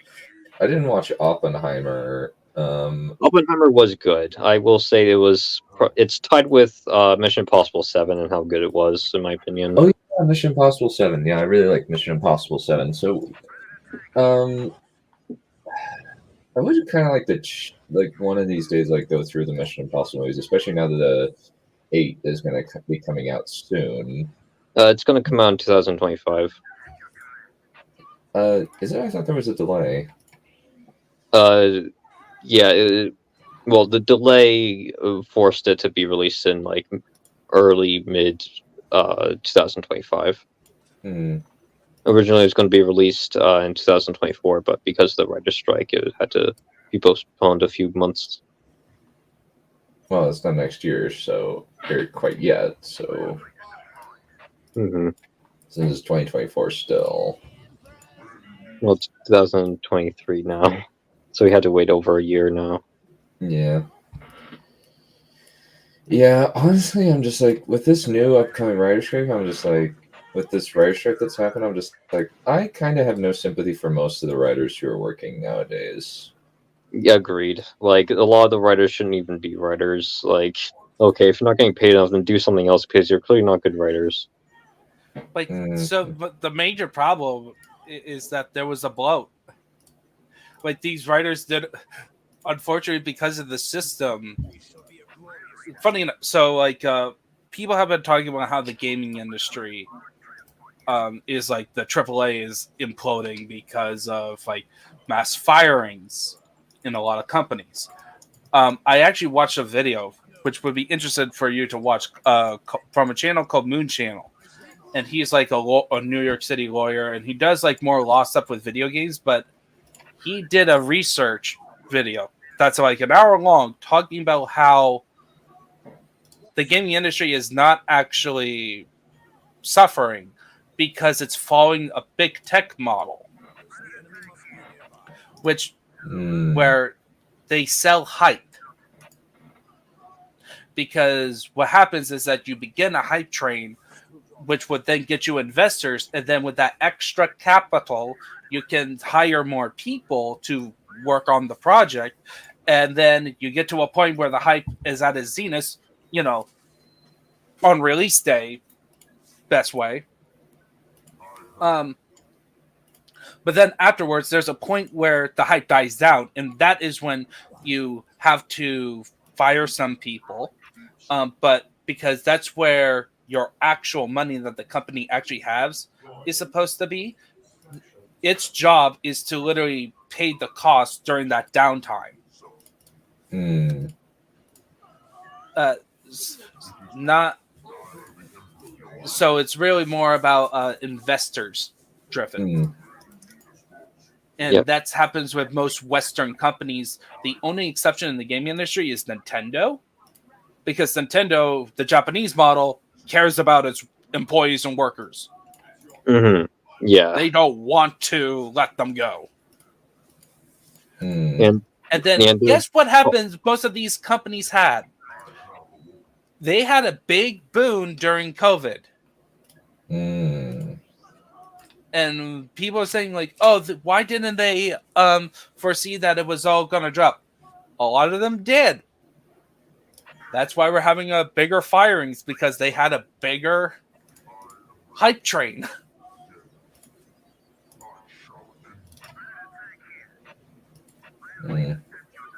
Unfortunately, Hollywood also has these things called unions. Mm-hmm. Yeah.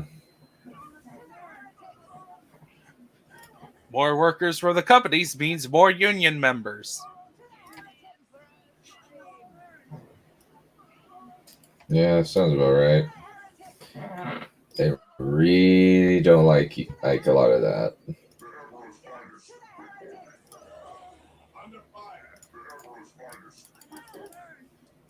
I really hate writer strikes.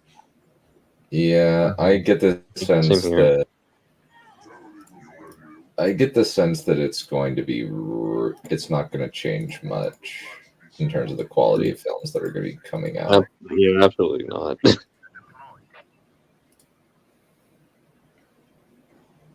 Honestly, what would change the quality is like a smaller amount of streaming platforms. That probably would help a lot. Like the main thing is that a reduced output. Yeah, reduced output would definitely be a pretty heavy factor. Give writers time to actually craft well-made stories instead of just making them while they're filming it. Yeah, making them while they're filming it and relying on the director or the showrunner to make sense. Yeah. Well, it kind of depends. Like somebody like Ryan Johnson just kind of sucks. Like writing a coherent narrative, or Rafe Judkins. Rafe Judkins sucks as a writer. Like, he's had 2 opportunities at a season of Wheel of Time, and both times he has failed miserably. Wheel of Time, the show is ass. And I hold him just like solidly responsible for that whole mess and how bad it was. And I honestly just like the main reason why I'm just like, I don't want there to be as much. I'm sad that there's so much that there is even a modicum of positive buzz for this show because it's so bad. It's freaking awful. And yet people like it. Would you say it's worse than Rings of Power? I would say that on a lot of levels, yes, it is worse than Rings of Power. Especially when you have this important fact that, at least with Rings of Power, you have the Lord of the Rings stuff in to watch. Yeah. As opposed to Wheel of Time fans, what do you have? Fan film. Actually, not even fan films. Wheel of Time is super niche. Yeah, it's like I can still watch the Lord. Like with Rings of Power, I can just be like, yeah, it sucks, but I can watch Lord of the Rings and just say, this doesn't exist. Yeah, yeah, you can ignore it. It's like, yeah, perhaps Galadriel didn't kill an ice troll, and the world was better for it. Or just Galadriel, like, never went to Numenor and did stupid crap over there. I would love to do a video of how to fix Rings of Power, and my rules would be is that okay, I have to get the general outcome of what they want for the story. The general outcome, it would be more like an actual redraft of what they did, not like a full rewrite of how it should go. Just to show how bad Rings of Power handled its story. Yeah, I actually watched a video, actually by a guy who never watched Rings of Power, doing a full series outline using the material that they had put in, and it was actually really, really solid. Like, his name is it's Tolkien Untangled, and he's got a really great voice. His name is it's Tolkien Untangled. The name of the guy running his name's Rainbow Dave. He's actually really cool. He actually watched. He actually DNF'd Rings of Power after the first episode, I think. Based. Yeah, he was just it was weak. It was lame. It sucked. I'm not interested in watching anymore. Okay, is it called How the Rings of Power Should Have Been Written on Adapting the Second Age? Yeah. It's like a 5-episode series. It's 1 hour, and then there's a season 3. Oh, what if Rings of Power felt like Tolkien? Okay. I'll give those a watch. Yeah, I honestly would love to have a discussion. I'd love to do that kind of next year. Since I would love to do more stuff about how to fix stories. I would agree. Because I think that would be most fun. Right now I have in my head in terms of fanfic. Because Captain Marvel. We all know about the reception. It could be really easy to fix that one if you but I also wanted to fix Ms. Marvel, Kamala Khan. Make basically the first Spider-Verse movie equivalent to her. And my idea would be, okay, let's just do a TV show where the premise you built from the beginning. That's one of the problems with Kamala Khan. In both the comics and even in the live actions, she's kind of treated written as an afterthought, not. She's also a joke. Made into a joke. But you could actually do all the right materials are there. She's like Deku, a similar archetype. Deku is the example of you can make a serious story with Kamala Khan. And my idea would be, okay, a TV show, and we're going to build it from the ground up that it's about Captain Marvel, but she's not Captain Marvel yet. I'll explain why. And Ms. Marvel. And the premise is Ms. Marvel got her powers. We don't really go much into the origin story. We're going to skip that portion. This is about her first time being a superhero. And then she encounters Carol Danvers, who is retired as a superhero after the following events. An alter version of Avengers 200, where instead of doing all that creepy sex stuff, she was mind controlled by the wizard Marcus, and for like an invasion of Earth. In a split second, Captain America destroyed the machine, but it trapped Captain Marvel along with him for a while. She ends up leaving, and then she encounters a certain Southern Belle when she gets back. Rogue. Yes, and she gets put into a coma for a year or two, like a good long period. And then she wakes up and finds out that the original Captain Marvel, the love of her life, is dead from cancer. Okay. And so she is not in a good mental state. She has not gone full on alcoholic yet, but she is. So, but during that time, she had like friends like Janet Van Dyne, one of her close friends, helped her along, he paid her bills while she's in the coma and stuff. And she kind of set her up in Jersey City. And my version of Jersey City is the the leftist utopia. Yeah. Okay. So it's like, just imagine what people want in a perfect city. It's that. Everything seems perfect. Like, if you're a citizen there, you're set for life. Like, you don't even, like, the rents are cheap. You get great access to health care. All that stuff. It's run by a corporation. A corporation that cared for the people up front. Headed by the guy named Brett Schweitz Shyster. Okay, that's hilarious. And by the way, I'm actually taking actual Ms. Marvel characters and redoing them, because some of them, like Brett, is actually the villain Monopoly, and it's a weird one. It makes no sense. So my version is that, no, he's like the head of a CEO company. He's like the CEO of this company, and he actually wants the good, but he's a control freak. He wants to rule this district, making a monopoly of power. So he's also the crime lord. Basically, a Jersey series is his whole company, and he's the CEO. And one of the things is that there's no superheroes. There's no need for superheroes. Why we want to have superheroes in the city? Well, Ms. Marvel is now the new superhero of Jersey City. Okay. And shenanigans ensue.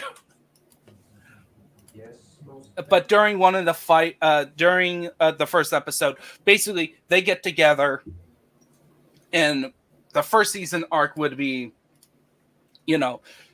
building their relationship of mentor and mentee, and also Carol Danvers to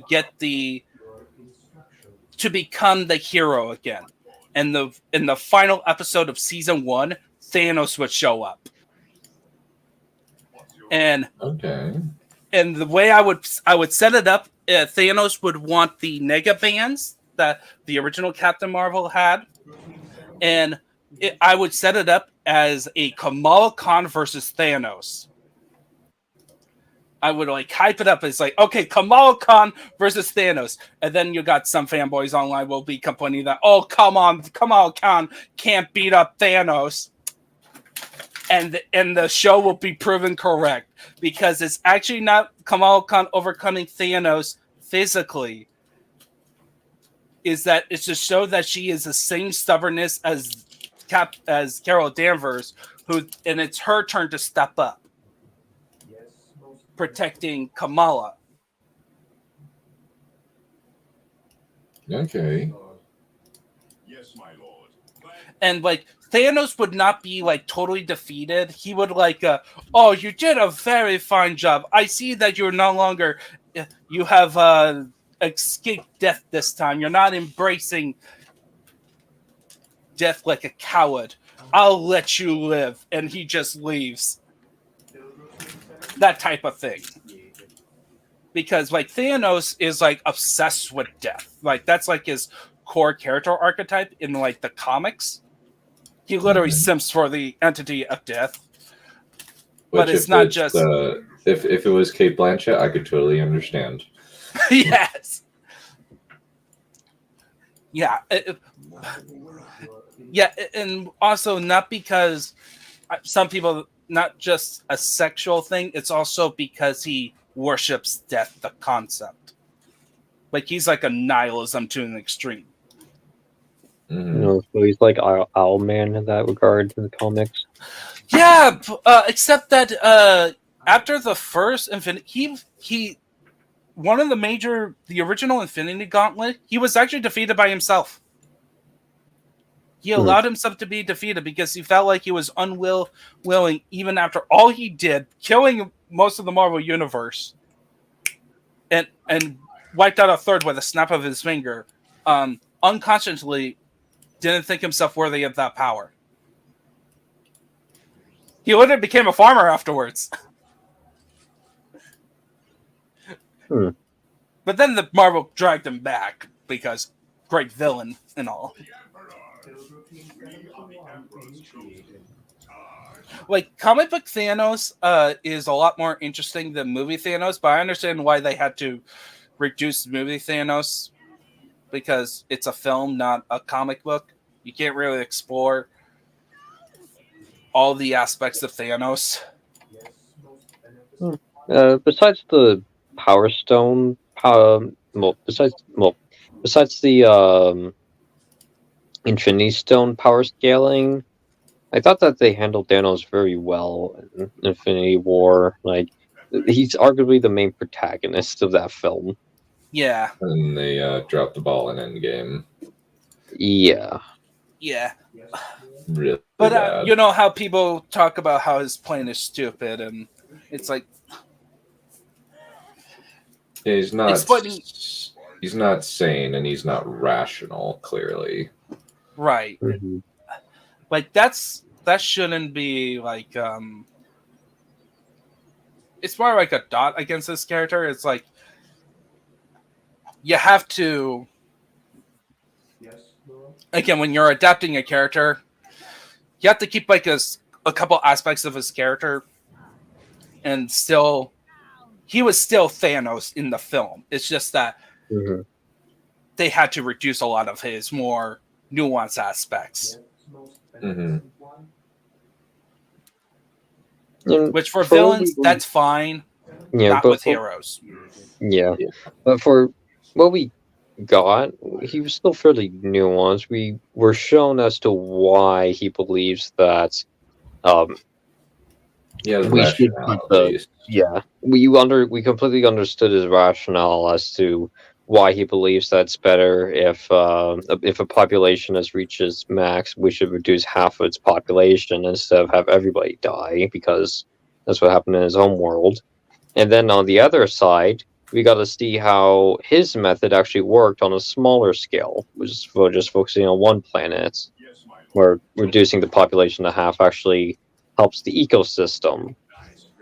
However, if we, of course, utilize those elements on a macro scale, as in the entire universe, then yeah, obviously you're going to receive a lot more destructive repercussions. And because Endgame basically confirmed that reducing half the population also includes reducing half of every single species,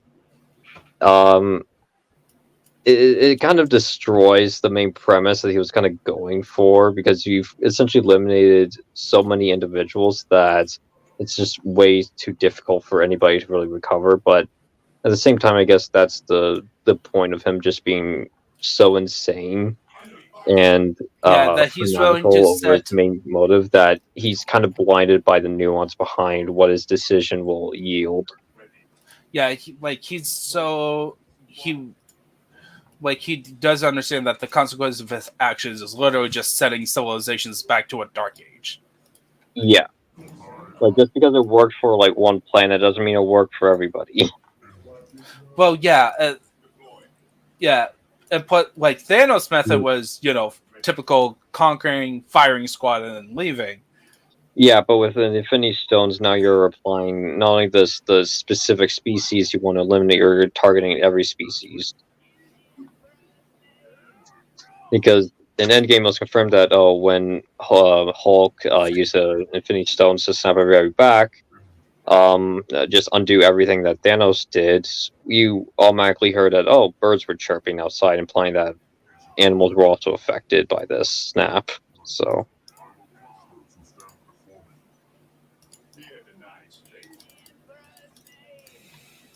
That's actually kind of a cool detail. Mm-hmm. Mm-hmm. It is, but it also goes to show you how insane he was. He also like how kind of broken in some ways Endgame is when you really think about it. Yeah. Well, as soon as I saw Infinity War, really enjoyed it, and then I looked up the Wikipedia on Endgame, and as soon as time travel got involved, no. Mm-hmm. And that's when everything fell apart. When as soon as that you've opened Pandora's box. My main problem with the time travel aspect is that why did they have to do time travel? Why couldn't they have the whole movie set up that they have to actually fight Thanos, and Thanos is actually not like, oh yes, I accomplished my mission. Okay, you're gonna kill me now. It's more of like, no, I'm gonna keep this stone and keep it that way. I'm gonna live as long as I need to keep calling if I think the world universe has gone so big. Yeah, I never really understood why he decided, no, what, I'm just going to destroy all these Infinity Stones. Because he's clearly insane enough to think that he is the only person to really be in this position of power. Why would you just give it up after you just use it the first time? It seems like somebody who would keep that power for as long as possible and to live eternally with that power. Because eventually... Because obviously he would know, despite how insane he is, he would know that eventually you'll just have this same problem arise every few hundred years. Yeah, especially when also the weird thing is didn't they give damage to Thanos when he decided to destroy the Infinity Stones or something? Yeah, that was kind of weird. That is kind of stupid. It's like, why couldn't you make it that no, he is the only one in this entire universe, because he is an Eternal, can use the Infinity Stones without consequences. There's so much more of a compelling film that they could do, and you could still get the Infinity Stones to reset the universe. Yeah, and it would have been a lot more interesting if Thanos was a lot more proactive in Endgame, like the Thanos we got in Infinity War, because Infinity War's end credits scene was very misleading. This version of Thanos will return, but he dies within the first 15 minutes. Yeah. And then we get old Thanos, which is a very different character and a very more shallow character than before, who is not that compelling. He's just going to be God now. He's just going to rebuild life from the ground up. Okay. Why couldn't he do that the first time when he actually got it? Yeah, obviously he would know that. Yeah, again, that's why it would make more sense if you originally thought that he was the only person to have this kind of power, and that's why he should be the one to hold it for eternity, instead of just destroying instead of just find a way to destroy it. But what would have been really interesting is to see how the initial snap affected him physically and psychologically, and perhaps like the first half of the film could be him trying to remedy that or find some kind of assistance or something that can help him withstand like another snap if that needs to occur, because there need to be like consequences for using such a powerful ability. Of course, it would have to strain you physically or mentally, or in my opinion, both. I would actually not do that. You know, just to make like Thanos more of a threat, because like any thing else would make him appear weaker. Well, the main aspect of Thanos wasn't necessarily his physical strength, but rather his determination, his willpower is what made him intimidating, more so than physique, because he was able to be defeated by Iron Man's faction, including like the Guardians of the Galaxy fellows. But the main reason why he managed to overcome that was because of how sheerly determined he was to fulfill his mission. That's why Mantis's psychedelic treatment wasn't as effective. Like that was the main source of his power. And yeah, the Infinity Stones helped in that regard, but that wasn't the main reason why he was intimidating. So I'd say that's still an effective means to make him a bit more compelling. And have him do something. Neil, I would disagree on fleshing up the magic system. Just because, like,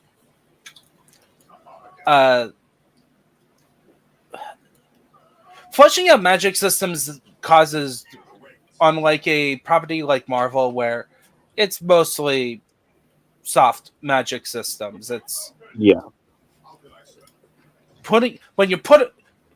fleshing out magic systems doesn't fix stories. In fact, putting more limitations on the magic would have been a good idea. Yeah.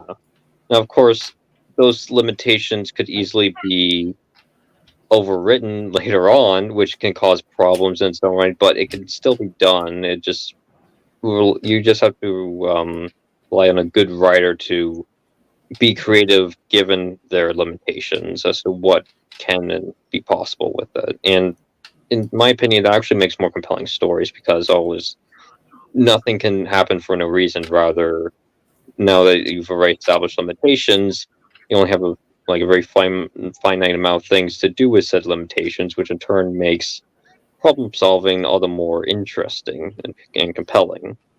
Like, you know, like the portal system, there are limitations of how the portals work. You have to do a specific motion. You have to have a ring, and you have time. It doesn't like automatically. Portals happen within seconds. It takes a while for it to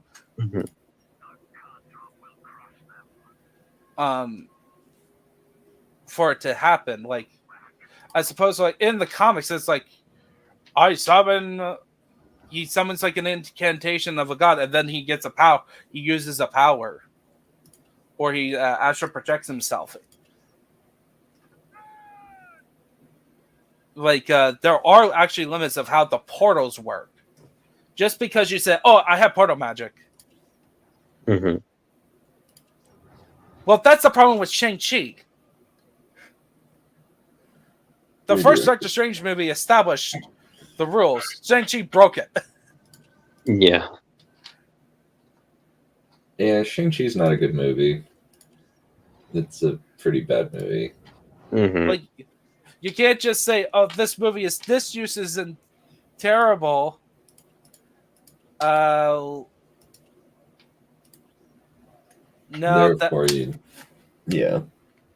No, I think like the limits that was in the first movies made it.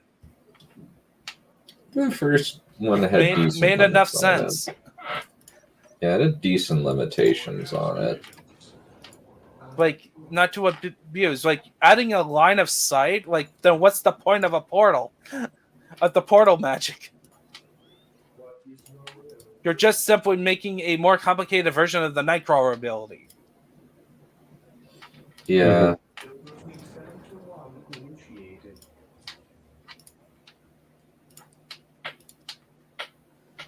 Yeah, sounds about right. Like it's like one of those things in like RPGs. It's like when people compare classes in like D&D, it's like, okay, this type of character class has to do through this complicated way to do this one thing. Another class could just do that for a simple bonus action. Mm-hmm.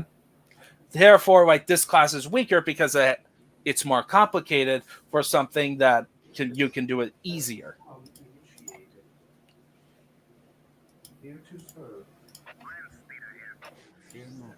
So it's like, okay, we put in because this film just said, oh yeah, because Wong used a portal to direct attacks in Shang-Chi, a Kung Fu film,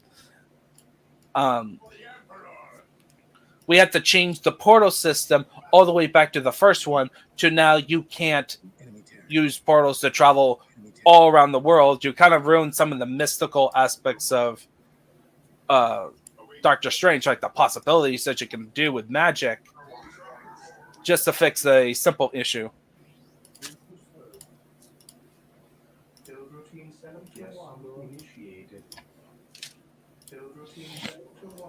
Mm-hmm. Okay, I would agree with that. Okay, so Neil, on the rewrite, so you're gonna make him trained under actual Tibetan monks instead of Celtics. Celts. Yeah, white Celtic lady.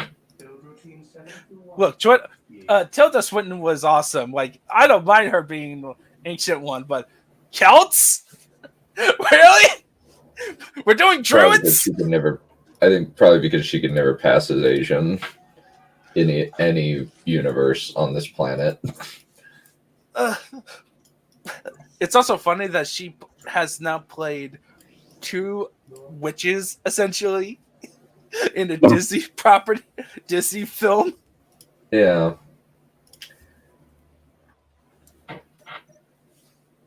Which kind of brings me back to my original the original topic, and I kind of want to get Raptor's thoughts on this kind of conundrum that I'm in as well. I'm kind of debating between a kind of brotherly relationship between the main antagonist, the main antagonist, and his eventual rival, or his eventual opponent, so to speak, and or changing it to a lady and having it be more unrequited love. I'm just kind of debating between the two options. Where kind of describe it like the motivation.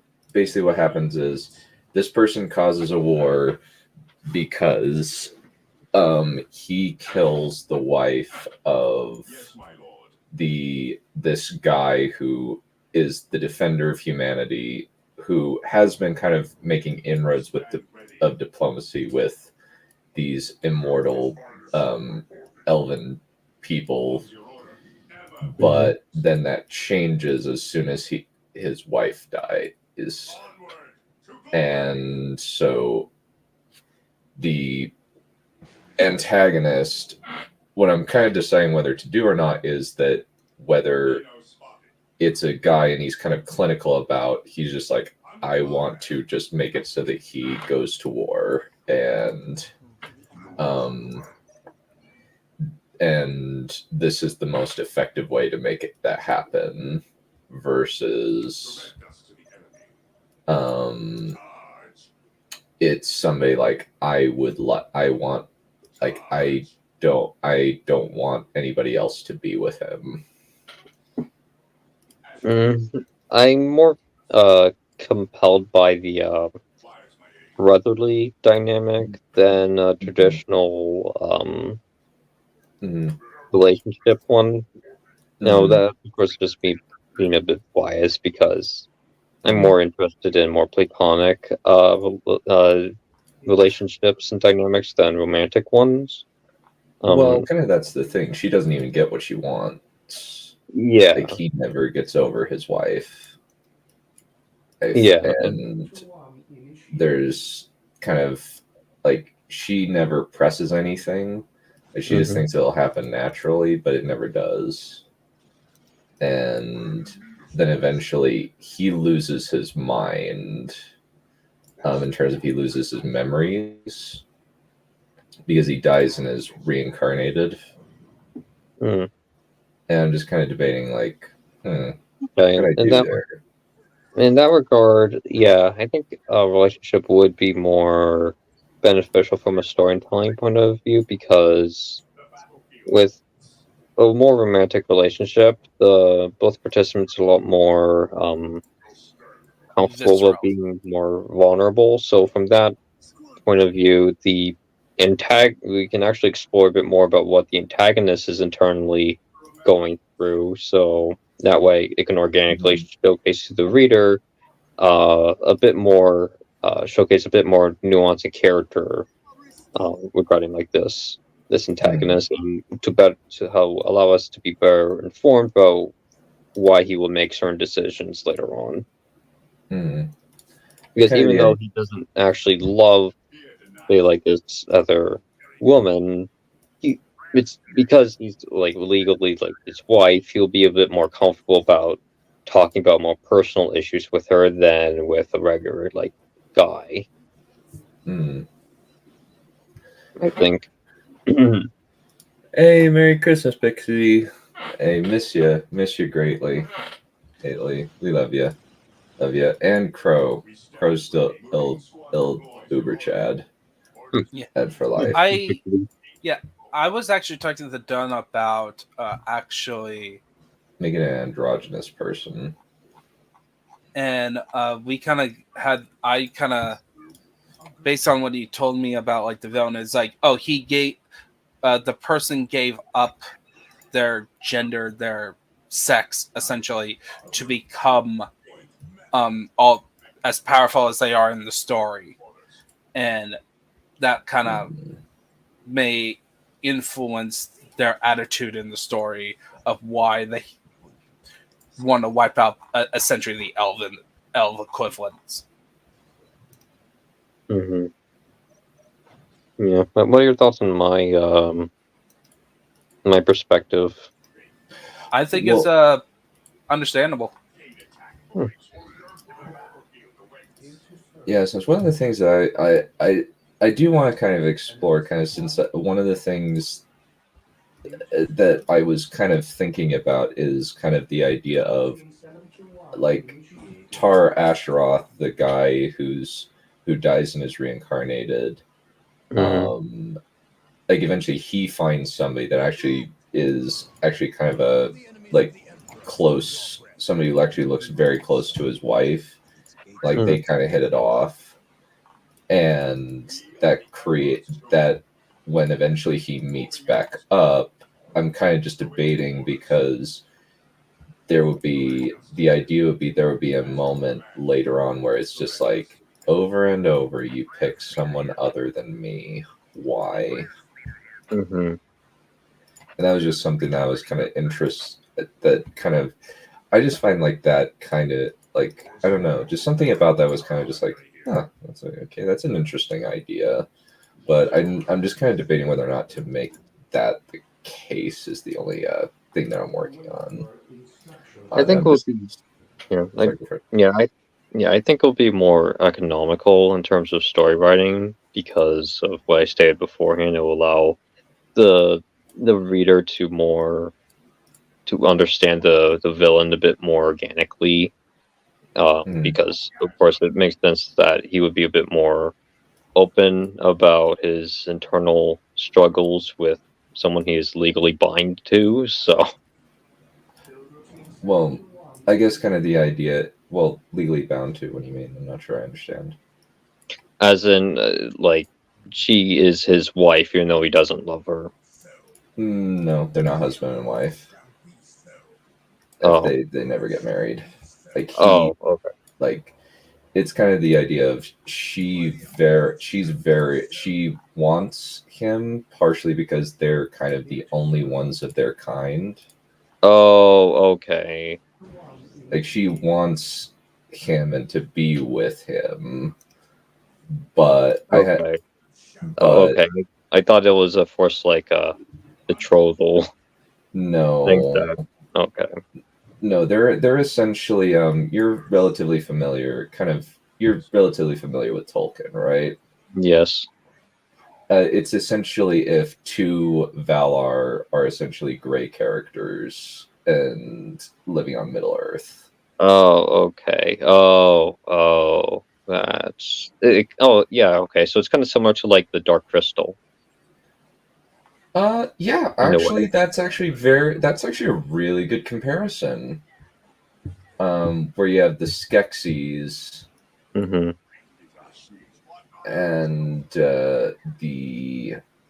um the shamans or whatever they are, Mm-hmm. where they are kind of yeah, it is interplanetary beings, yeah. And kind of the idea is so Tar Asheroth and his friend came to this planet as kind of Prometheus Mm-hmm. types to try and teach and shepherd humanity, because they saw that humanity were basically like kind of, and even like gave them semi-intelligent, or at least like Mm-hmm. taught them things like how to make fire and stuff like that. Mm-hmm. Okay. And I'm just kind of debating whether or not it's kind of like, and since I guess there are three options, it's kind of like, and I'm just kind of debating on what will be kind of the best one. Okay. I actually still say that her being romantically interested in him would be more interesting, because the fact that they're put into a position where obviously they're like the last of their kind, it would be like common sense for them to procreate. However, since he like deliberately doesn't want to, also because he also doesn't want to be, say, like intimate with anybody else, because he also doesn't want to repeat the same. Probably, well, you can create a lot of reasons as to why, but it pushes a lot on his shoulders, and for him to not make the obvious like choice to procreate makes him a lot more interesting. Like there's something like a little bit more sickly in the back of his mind. That, like, yeah, he doesn't really want to uh pay tribute to his race through like love, and actually caring for a family, fostering, but rather he would much rather just take down another species with them. That would make him a lot more intimidating and a little more unhinged. Hmm. He'd rather deal with matters through hatred rather than love, and by him explicitly declining this relationship that you'd think would be obvious, an obvious relationship he would make, would showcase that very well. If that's the angle you want to go for. Hmm. Yeah. Okay. Yeah, kind of I guess the dynamic of Tar Asheroth and the initial relationship is that they are basically humanity's gods. Mm-hmm. They are the protectors of humanity against the, as it stands, they're the protectors of humanity against, first it was kind of an Apophis type Mm-hmm. giant serpent, and then eventually it became the She. Mm. As kind of the She were immortal beings that had a great deal of magic, and then Tar Asheroth and Malachor taught them how to use magic. Mm-hmm. And that kind of can kind of stay the same. But kind of kind of currently as it stands, Malachor, Tar Asheroth fell in love with a she-woman, and it seemed as though humanity and the she would get along. Malachor hated that idea, and decided to provoke his friend into war against the she. And Tar Asheroth and him basically swore implacable hatred against the she. And kind of began a centuries-long war between humanity and the she, which we kind of get dropped into the middle of in Book 1. Then Book 2, humanity splits along two different faction lines. Well, actually, Book 1, humanity kind of splits between two different faction lines, where there's some that remain loyal to Malachor and Tar Asheroth, whereas some humanity actually decide to go their own way and decide, like, we don't want to be involved in this whole conflict. And actually, eventually, we'll side with the she against Malachor and Tar Asheroth. And part of that actually involves some... I think you might find this a little bit funny, Ninja. The people who actually leave Malachor's faction are actually influenced by a sword-wielding Santa Claus.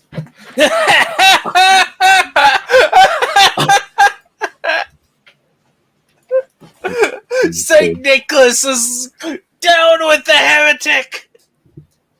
Kinda, yeah. And he's got armor on. He's got a pretty badass suit of armor, and he's actually kind of in the same tier of being, but it's like he's on their tier, but he's of this world in terms of power level, but they are outsiders that have come to this world, if that makes sense.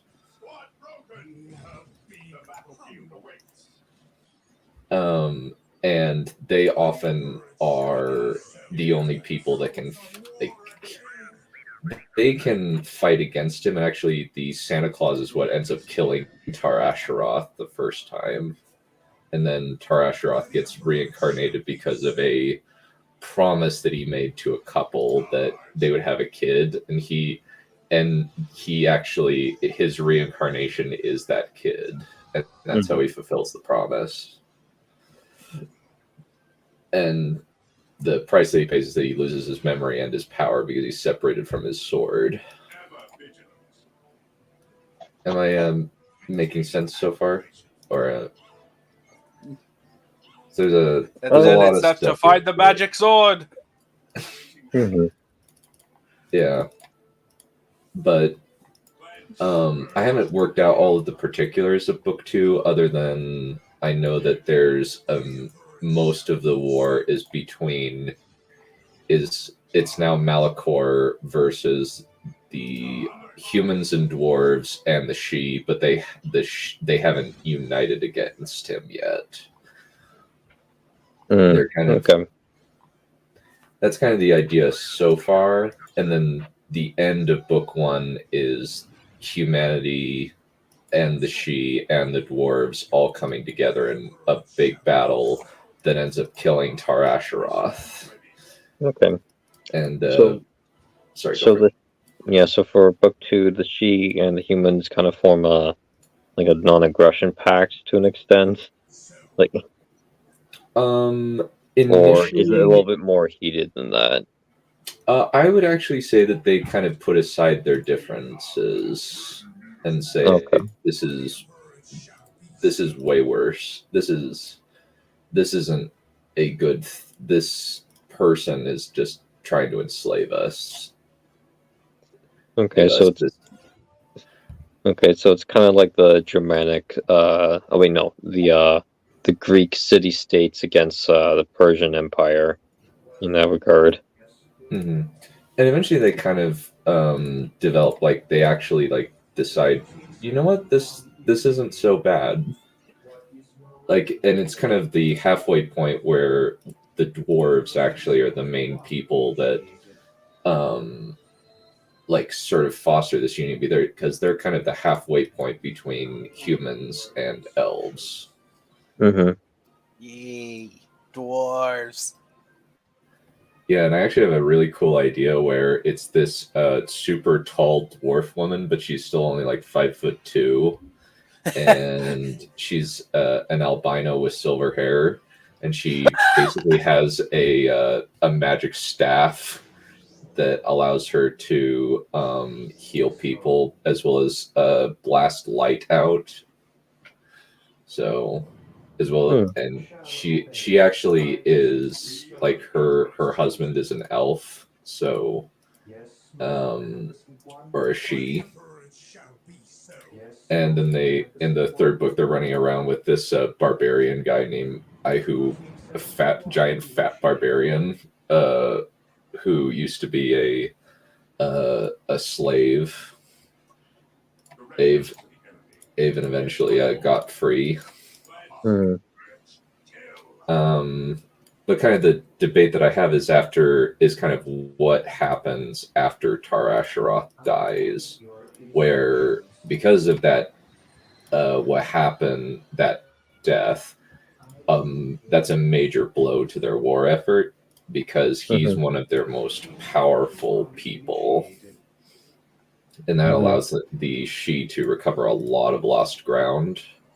And it makes it so that Malachor has to rely on his Azarith, which are slightly more like Nazgul from Shadow of War rather than actual Nazgul, since the ones in Shadow of Mordor are not Nazgul, they are fan-fictionalized Nazgul. Well, that's just the Shadow of games, the Mordor games. It's fan fiction. Yeah. It's fun fan fiction, admittedly, but it's very explicitly fan fiction. Definitely, yeah. I would say Shadow of War is more insulting in its story than fun fanfic. Yeah, I've only played. Since you've got Helm Hammerhand, who admittedly is a dumb brute, but he's not evil. That's kind of the thing. And also, he went out like a boss. I would agree that he did go out like a boss, but he's still an idiot. No, like given the circumstance that was going on, it's like his father was more of the idiot. Yeah. All right. See you later. Take care, Wolf. Air Pixity. Yeah. But yeah, him like dying while walking on the snow, punching people. Punching people to death. That is actually it's a pretty dang cool end. But yeah, I've only played Shadow of Mordor, so, and I played the Shadow of War demo, but that's about it. I know Shadow of War is now super cheap. It's like what, like $20? I got it now. It's on Steam sale right now. It's $7.49. Wow, that's really cheap. Well, it is like 6-year-old game. Yeah, 6 years old, almost 7 years. Came out in 2017. Yeah,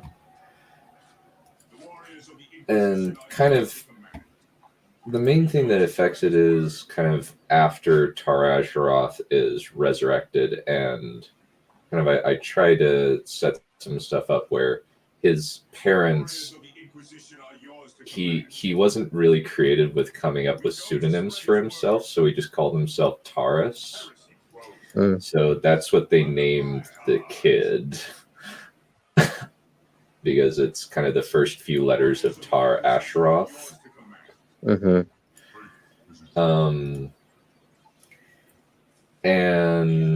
kind of like the initial thing is kind of like in the kind of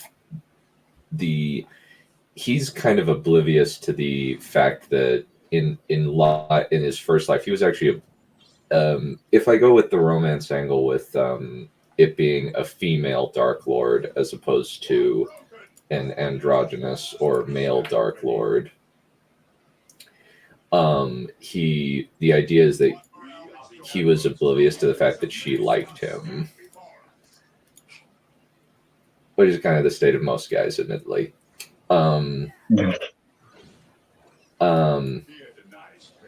And what happened, and then after that, he died. She was massively heartbroken.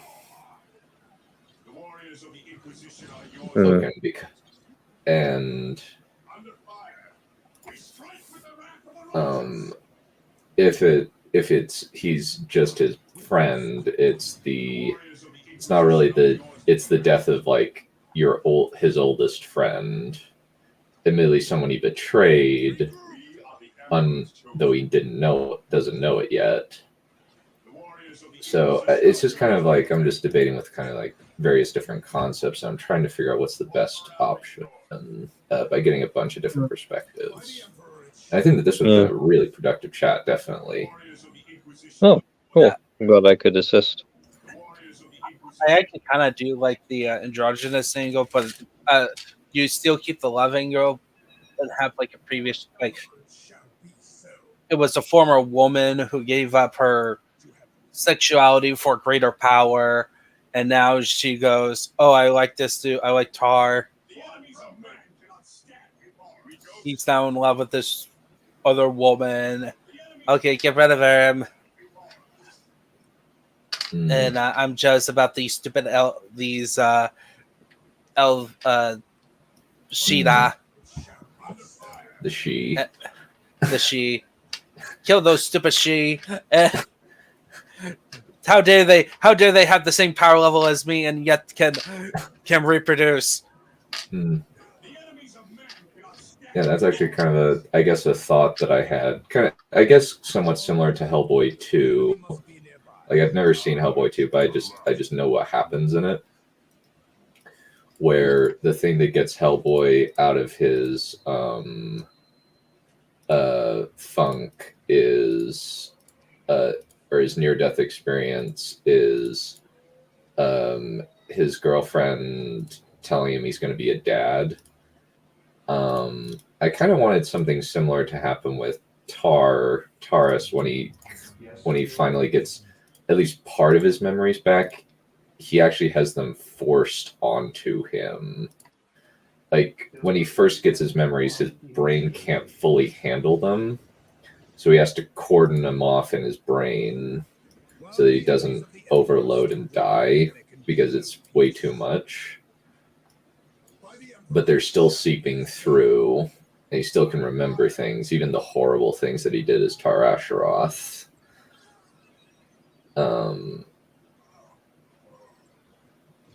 I guess it's kind of like, I guess the closest comparison I could come up with is what if Gothmog and Sauron kind of were, there was no Melkor, there was just Gothmog and Sauron. Mm-hmm. That's kind of the basic idea, I suppose, of it. And I'm just debating whether to make it, but yeah, that could work. That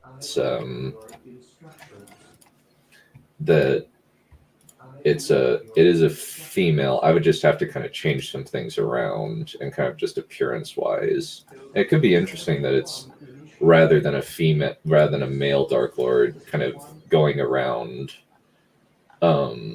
turning people toward their service, specifically like the leaders. It's a lady Dark Lord doing a similar thing. Mm-hmm. Maybe that could even kind of feed into kind of that kind of thing with Tar Asheroth. She's like, it's easy for me to get everybody else, but I can't get this one thing. I can theoretically sleep with anyone I want, except for that one man, and therefore, I want him. Like Namor in the comics. With Sue Storm, right?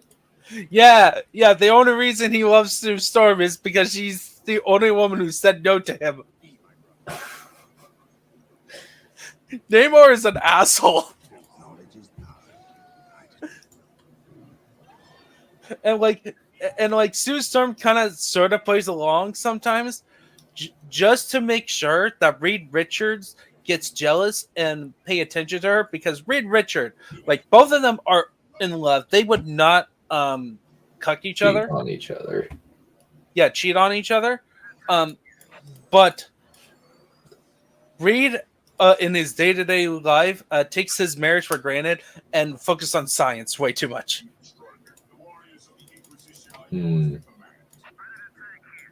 Like, he's not malicious about it. He's just like absent-minded. Yeah, absent-minded. And so Sue Storm would occasionally flirt with Namor when the team's on friendly terms with them, just to say, "Hey, remember," because that's how it gets Reed's attention, is because Reed is like, "Why are you gonna be with that guy?" Because you've been ignoring the kid's birthday, honey.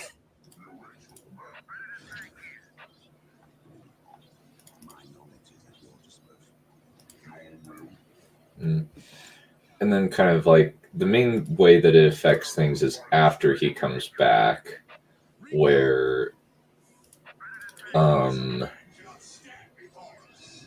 guess it's kind of like it's a second chance. She sees it as like he's back and he doesn't have his memories, so that could be this could be my chance. And then when she finds out, no, it's the same thing that happened before happened again, she's both sad and angry.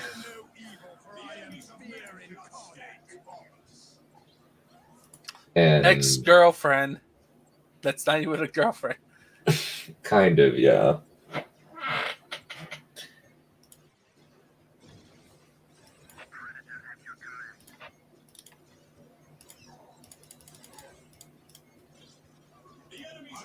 And then that can kind of feed into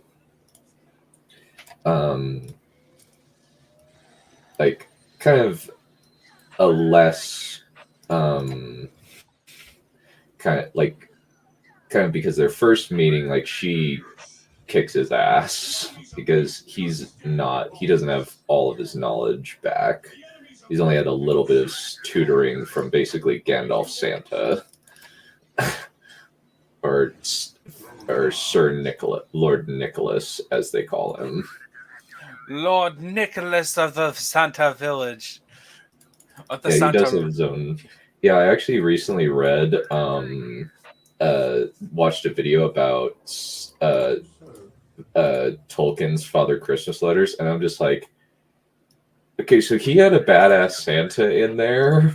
It kind of like at the same time that I was kind of, or at least like, I was thinking about writing a badass Santa Claus, and it's just like, really? Dang. Well, badass Santa is like a pretty cool trend. Yeah. But yeah, I'm just kind of like, since I know that there's kind of one part where she like tries to give him back his memories and he just goes catatonic because all of the influx is way too much for his brain to handle. And she's just like, no, leave him.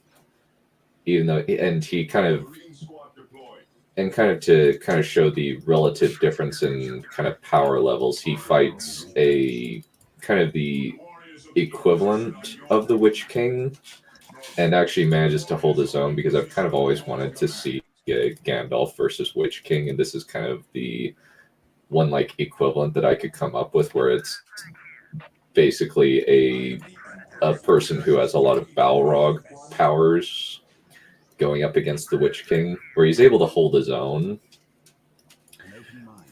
even against the other Azrith that come in.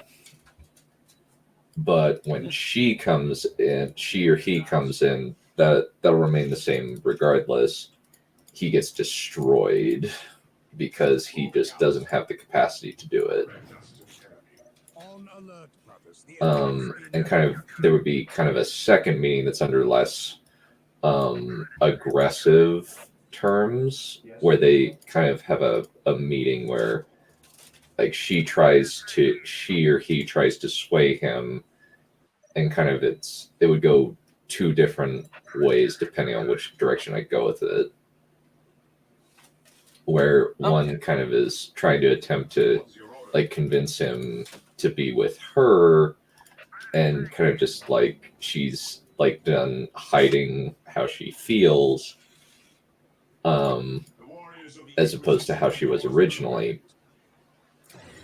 Whereas if I just keep it as kind of a platonic, whereas if I keep it as a platonic relationship, he's trying to appeal to like, we were friends once. Mm-hmm. And why can't it be the same as it was before? And I'm just Because you're creepy.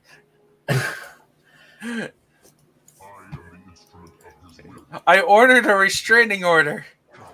I had a restraining order on you. It was called death. I died to get away from you.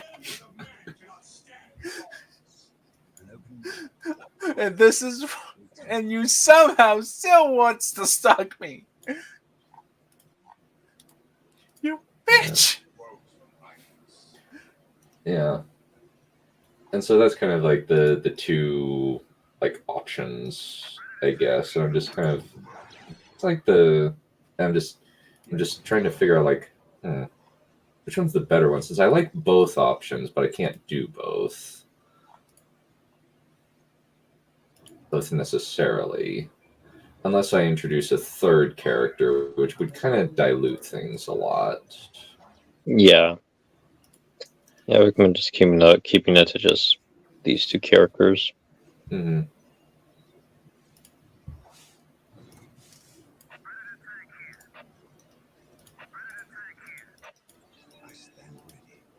Yeah, so I guess overall, like based on the descriptions, like I know that like the androgynous idea, I think that we could definitely go with that. But I'm just kind of wondering, like a platonic or like a unrequited affection type deal, which would be more effective at or be more compelling. I'm just trying to figure that one out.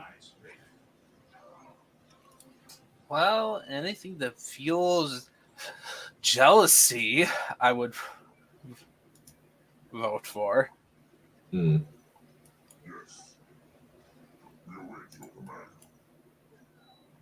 It feels jealousy, like how so? Like that's actually an interesting idea. Kind of, you want to elaborate on that a bit? I was just thinking, it's like, again, like giving up the pleasures of love, for the sake of power, becoming androgynous, essentially, and then the one person you actually want to have a personal connection with is in love with another woman whose race you despise. Because of your inner jealousy that they get to have all the fun. Okay. Yeah, I'll have to do some editing on my days off, since they've cut off my ability to edit things via Google Docs directly from work, so I can only write new stuff while I'm at work. Yeah, it's not synchronized on the same cloud. No, it's that it's actually blocked. Oh. They block it as like document sharing under that category. So I have my notepad and I can email myself my stuff, but I just can't. I just can't log into Google Docs. I used to be able to, but now I can't.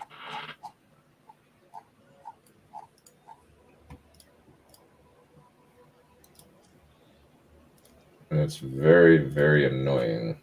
Mm-hmm. It's just like, why did you just arbitrarily remove this after me working there for a year? Admittedly, like I have workarounds, but it's still like, come on. Yeah. Yeah, you can't have too much self-agency now. Yeah. You can't have fun.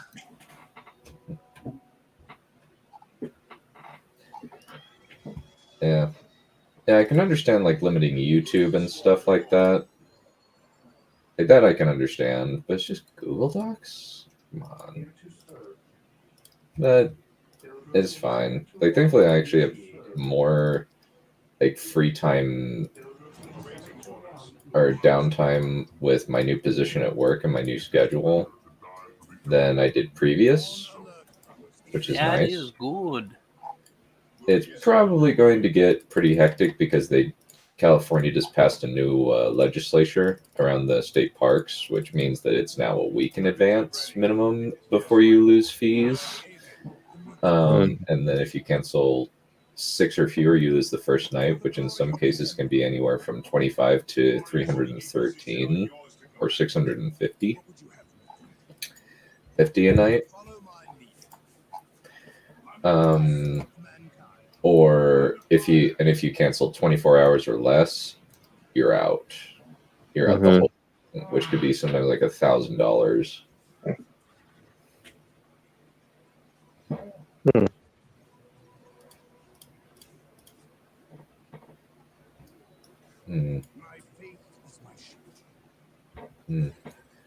Yeah, I'm definitely going to have to figure out how to integrate these ideas, but it kind of seems as though the ideas seem the kind of consensus seems to be that you can get more kind of out of a conflict from something of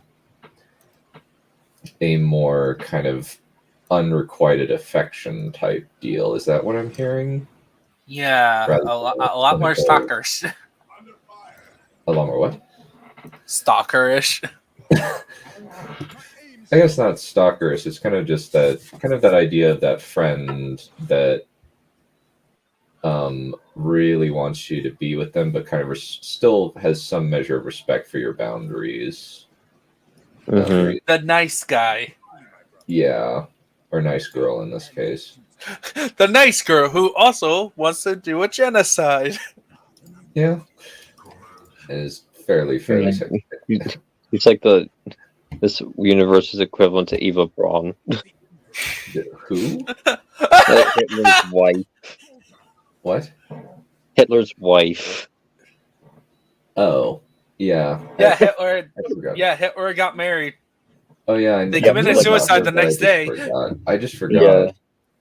I just forgot about. Yeah, I just forgot about her name. I keep I know their positions, but I can never remember their name, which is kind of just annoying sometimes. What are your thoughts on Himmler? Heinrich Himmler. Yeah. He's the propaganda guy, right? No. He No, was. that's Goebbels. Yeah, that's Oh, Goebbels. Yeah, He was. get this mixed up. He was Adolf Hitler's second in command, and he was essentially in a pretty prominent role in this SS unit, and he would also be the main. Military, right? Yeah, he would. Pardon? Okay, so he was the military guy. To an extent, he was mostly just there to monitor to make sure that, okay, everything is going according to what Mein Führer hasn't planned. Like, he would go over to concentration camps and make sure that everything was running efficiently, and he would even advise, okay, we're gonna reprise these new human experiments on certain concentration camps. So he would essentially just implement new ideas within the Third Reich. Yeah, that were approved of Adolf Hitler, and so yeah, he was kind of like Adolf Hitler's main eyes and ears within Germany to an extent, and he also functions more so kind of like a secretary in a way. Essentially just going on he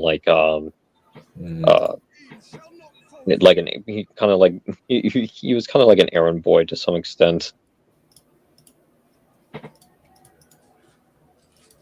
Would that be an adequate description of Himmler, Chato? Ninja?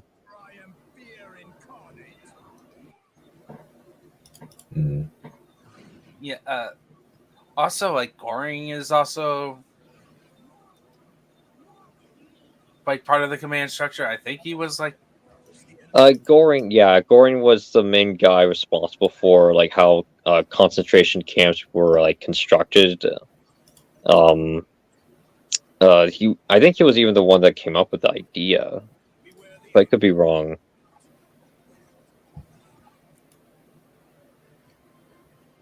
Yeah, it's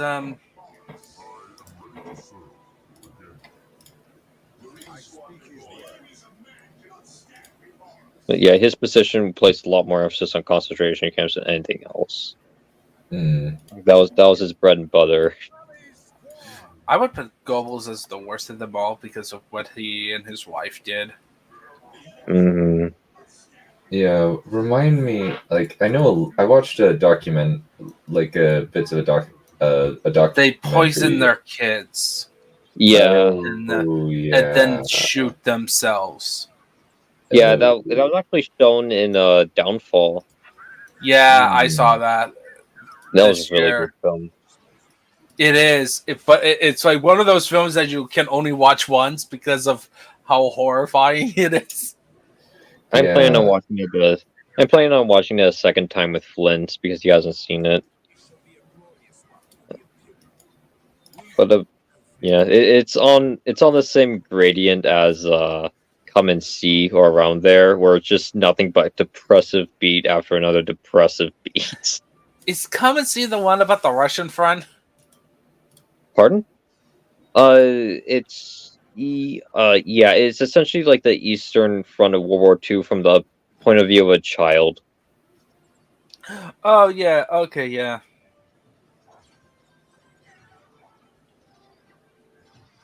And witness the atrocities that occurred in modern day Belarus. What Nazi Germany did. They do be looting and raiding certain towns. And ravishing. Mm-hmm. And committing some minor forms of genocide here and there. Do some Minor. trolling. Yeah, do some trolling. Yeah, and road pavements. Mm-hmm. Rebuilding the roads. Yeah. Yeah. Okay, I will have to do some significant adjustments. I guess it's kind of like, So you're saying like androgynous, like short hair, or and just kind of boyish You can decide. features? You can decide on that. Maybe you can like tie it into like the previous gender Hmm. Yeah. in Okay. there. Like you could just do that as like a visual hint. Mm-hmm. Because androgynous is like, yeah, you can have like the short hair, like the short medium hair, or like the long hair. Hmm. Like you could do some fun designs. Hmm. Yeah, I'll have to figure some stuff out. I'll also probably I'll need to find like a model that I can use. So that's kind of one of the things about like that's like at least like particular to, well, I guess me and Cornelia Funker have a similar like pattern of how we like construct character models. Like for her, Mortimer Fulcart was Brendan Fraser from kind of The Off. He actually was pretty instrumental in like he's a really good audiobook reader. Like he's able to do a lot of different voices, and he's voiced her stuff at least twice, I think. Which is pretty cool. Like Brendan Fraser is actually really cool. Like really good audiobook reader.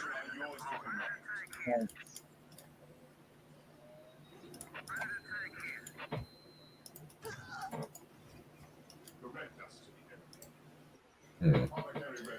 Yeah, I guess kind of the first, I guess, image that came to my head was actually.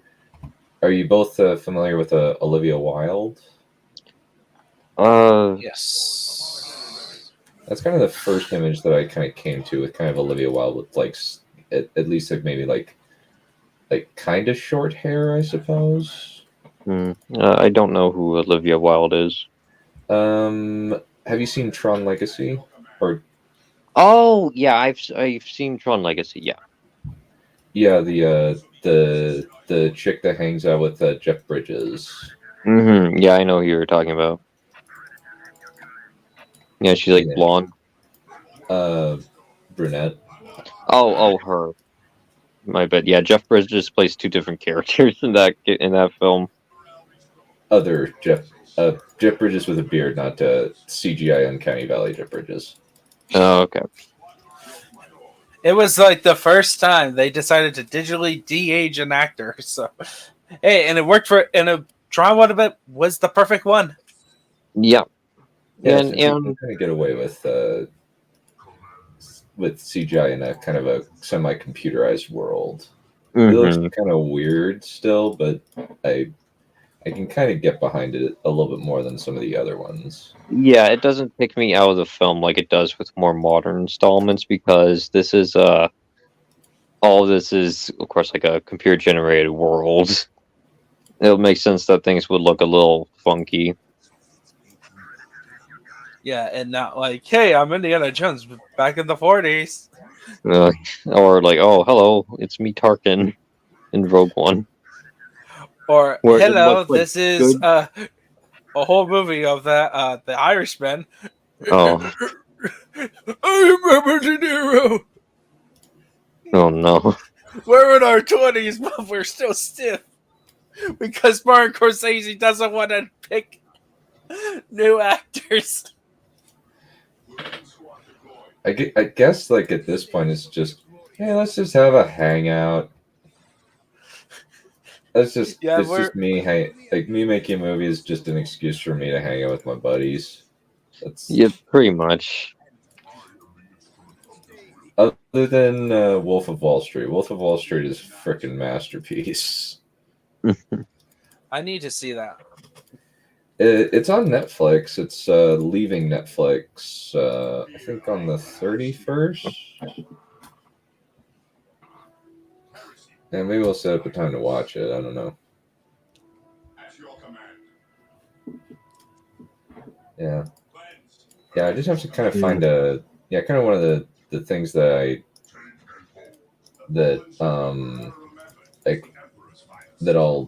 do with a lot of my characters, that I'll find an actor or actress that fits the model. Like kind of the idea that I have with Tar Asheroth is that him, before he gets reincarnated as Tom Hiddleston, but then after he gets reincarnated, he looks like Timothée Chalamet. Since I can kind of imagine Timothée Chalamet as kind of a younger Tom Hiddleston. Like, they look very, very similar. That's kind of some of the premise that I work with. I tend to think of more based on like, because I like more the 2D animation style as opposed to live action. I tend to think of like this character either from an anime or a cartoon, what I'm going for. Because so right now in my head, you know, with the isekai story, the main female lead, her main feature is that I kind of combine what's the name of the woman Zabi from the original Mobile Suit Gundam. But there's a woman in the Zabi family, which are the main bad guys, who wears like a veil as part of her mask outfit. And then one of her size is actually burnt like Zuko from Avatar: The Last Airbender, but it's the scar actually makes the the cyberpunk haircut that female characters tend to have. Some female, So, one shaved on one side and the long hair. But instead it's caused by an actual scar. Okay. Yeah, As I think opposed, that's a good idea. yeah. It's like, yeah, you can still have that hairstyle. You just need to make it. But But hello, so I want to offer you a permission. you stink of BS. You stink of devil. That works too.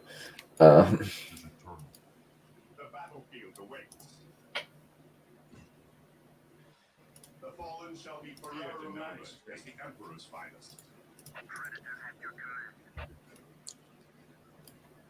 How can I serve? By the Emperor it shall be so. I stand ready. With me, brothers. What are your needs? What are your needs? Yeah, that's interesting. I sometimes will do that. Like I'll do that. I know with Dragon Blaster, I used a lot of models that are more two-dimensional. Mm-hmm. Since like a lot of the dragon designs that I wanted to use were two-dimensional stuff from either like Bakugan or Yu-Gi-Oh or stuff like that. Yeah. And so they only kind of render in my head as 2D rather than 3D. Yeah, so right now, the only thing in terms of visuals, so like my goal next year actually is to actually focus way more on my writing than like painting miniatures. Except like to actually start writing down the stories and trying to get that, get the pieces ready to be refined, put into forges. Yeah, I'm in the same boat too. Because I've spent nothing but just contemplate about like the outline for my main story for years now, and I've only written like technically 2 chapters and half of a prologue. Yeah, and like there's some things that it's like, okay, I've been thinking about this way too long, and I'm not actually progressing in terms of how to fix making the connective tissue. Mm-hmm. Yeah, but at least for me, the bright side of just contemplating about like every intricate, like every like major beat in the story and the connective, and the connective tissue as to how each beat will occur and the consequences of each major beat. I'm not going to get writer's block, but it's just a matter of, okay, I actually have to put these thoughts into words. Yeah, that's my main problem. And also just I'm also having a hard time figuring out like some visual elements, mainly of the mechs themselves in my story. Of like, because I know like the idea of how they're kind of made, but it's like, do I want to do the symbols on the outside, or do I want to do them like the more logical way, where like, oh, they just grab like metal bits and do it on the inside, right? You put one symbol on one side, the other there, and attracts like metal. But it's like, okay, it makes them more golem-like, but I kind of want to have, some of those classic elements of like that. Trying to have that Bronze Age feel. Okay. Like, I'm trying to avoid essentially, like for my cultures, a lot of them are not in. I'm trying to avoid Rome, feudal Japan, and Europe, medieval Europe. So, like, because for one, my favorite time period is actually ancient world, before Rome. In a lot of those cultures, and I want to bring in other cultures from the world into it. Just, I kind of want my story to be partly to also showcase is like, hey, fantasy writers, There's other cultures. You don't have to automatically assume, even when you make like new worlds, that it has to be based on some sort of variation of China, Japan, or Europe.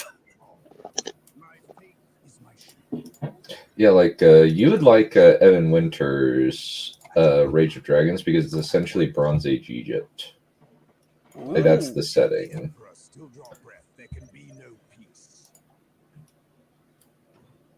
Ever Winters? Evan Winters. The book is called Rage of Dragons. Or that's the first book, I mean.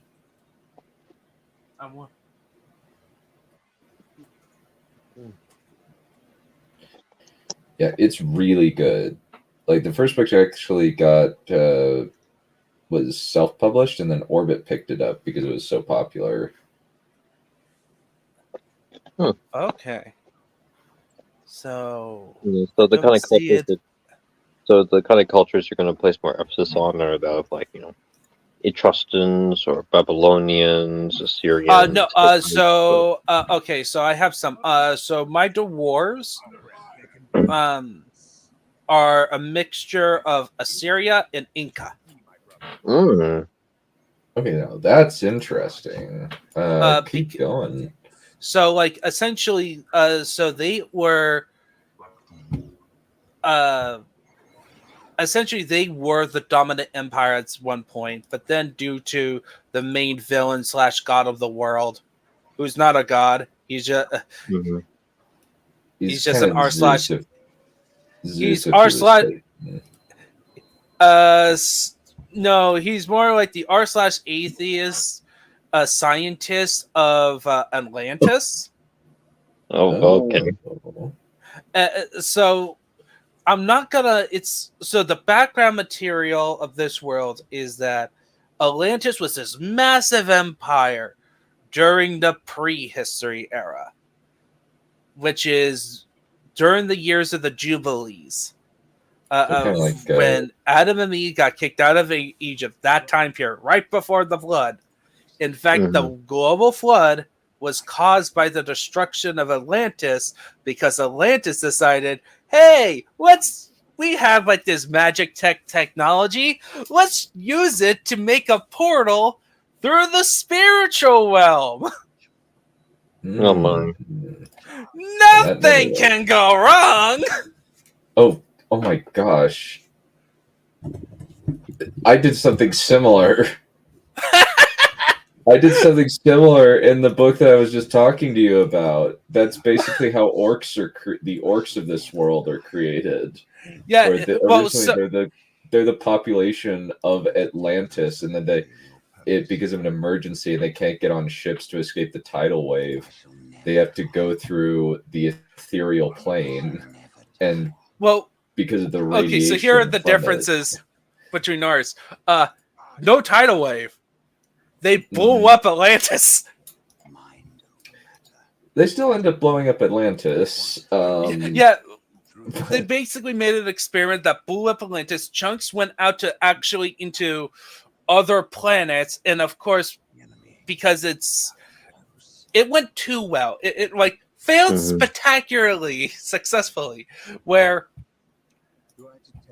people got teleported all right, but it wasn't controlled. So like parts of Atlantis, like the city ended up sinking, of course, because Atlantis. But like parts of Atlantis, the city, along with like masses of people, like dense people,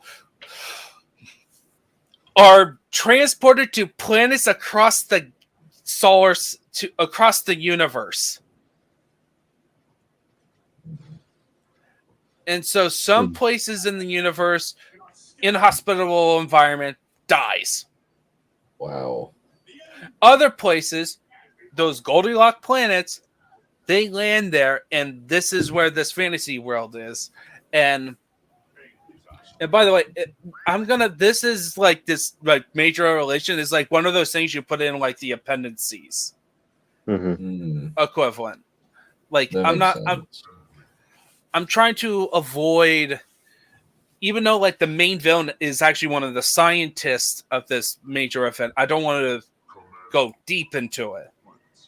So is it because kind the of going off main of, thing for him is that he used to be the leader, like a major leader of this group of people, Mhm. who a lot of the people got transformed into fantasy races because of because the spiritual realm does much like how the warp and 40k kind of work, can mutate you. Wow. You know, it's less 40k. You know, you transform once and you're pretty much good. Wow. Also, It's kind of Ninjato. surprising that the two of us came up with a sort of similar idea, relatively Yeah. independent of each other.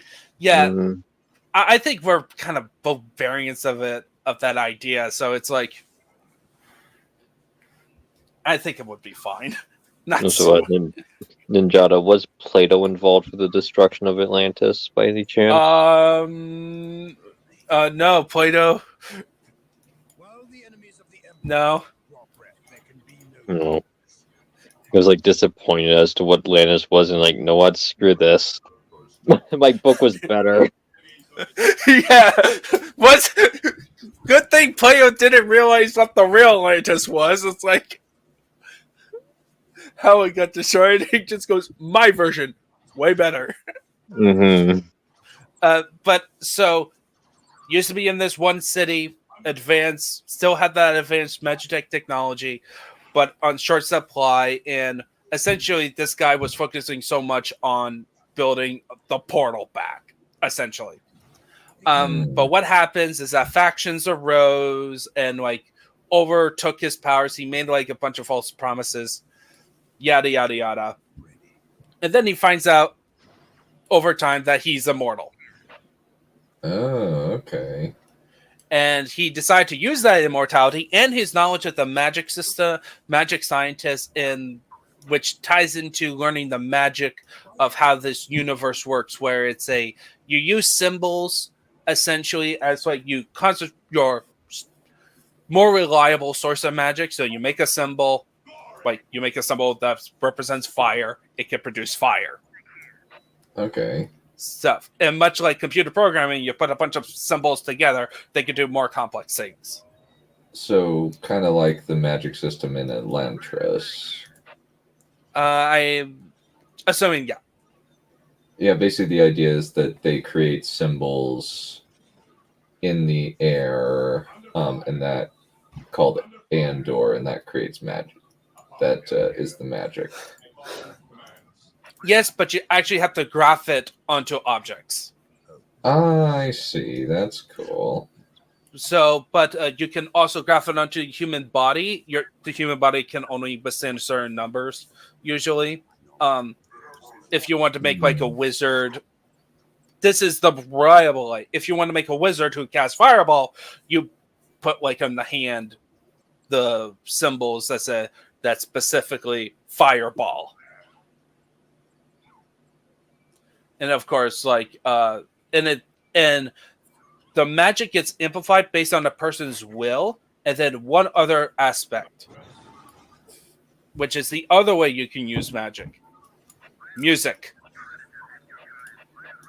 Well, kind of like in Think of the Harry Potter, like the idea of literary magic of being you're singing along with nature. Hmm. So much like how. So it's kind of like how like Middle Earth originated from, in a way. Yeah, songs. Like you're tying into the song. That's how the universe operates, and that's how you do it. And then it can also amplify the runes.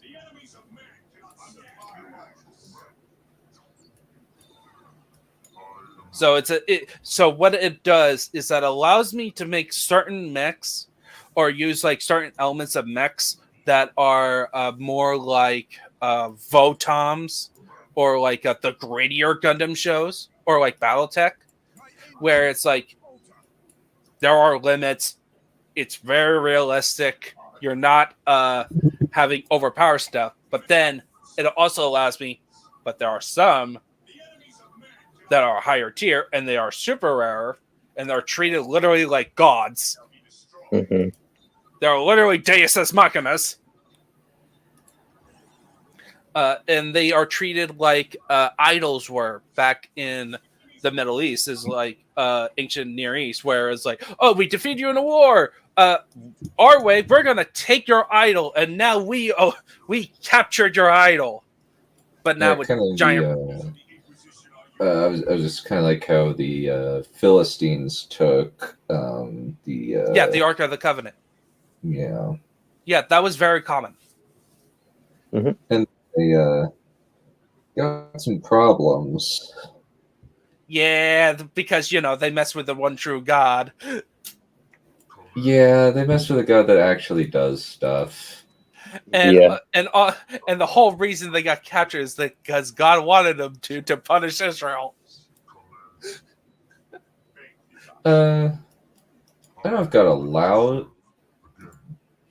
He I think it's allowed more the just consequences of their own stupidity, of their own actions. Yeah, that's a fair assessment. Since Hophni and Phineas were legit awful. Mm-hmm. Yeah.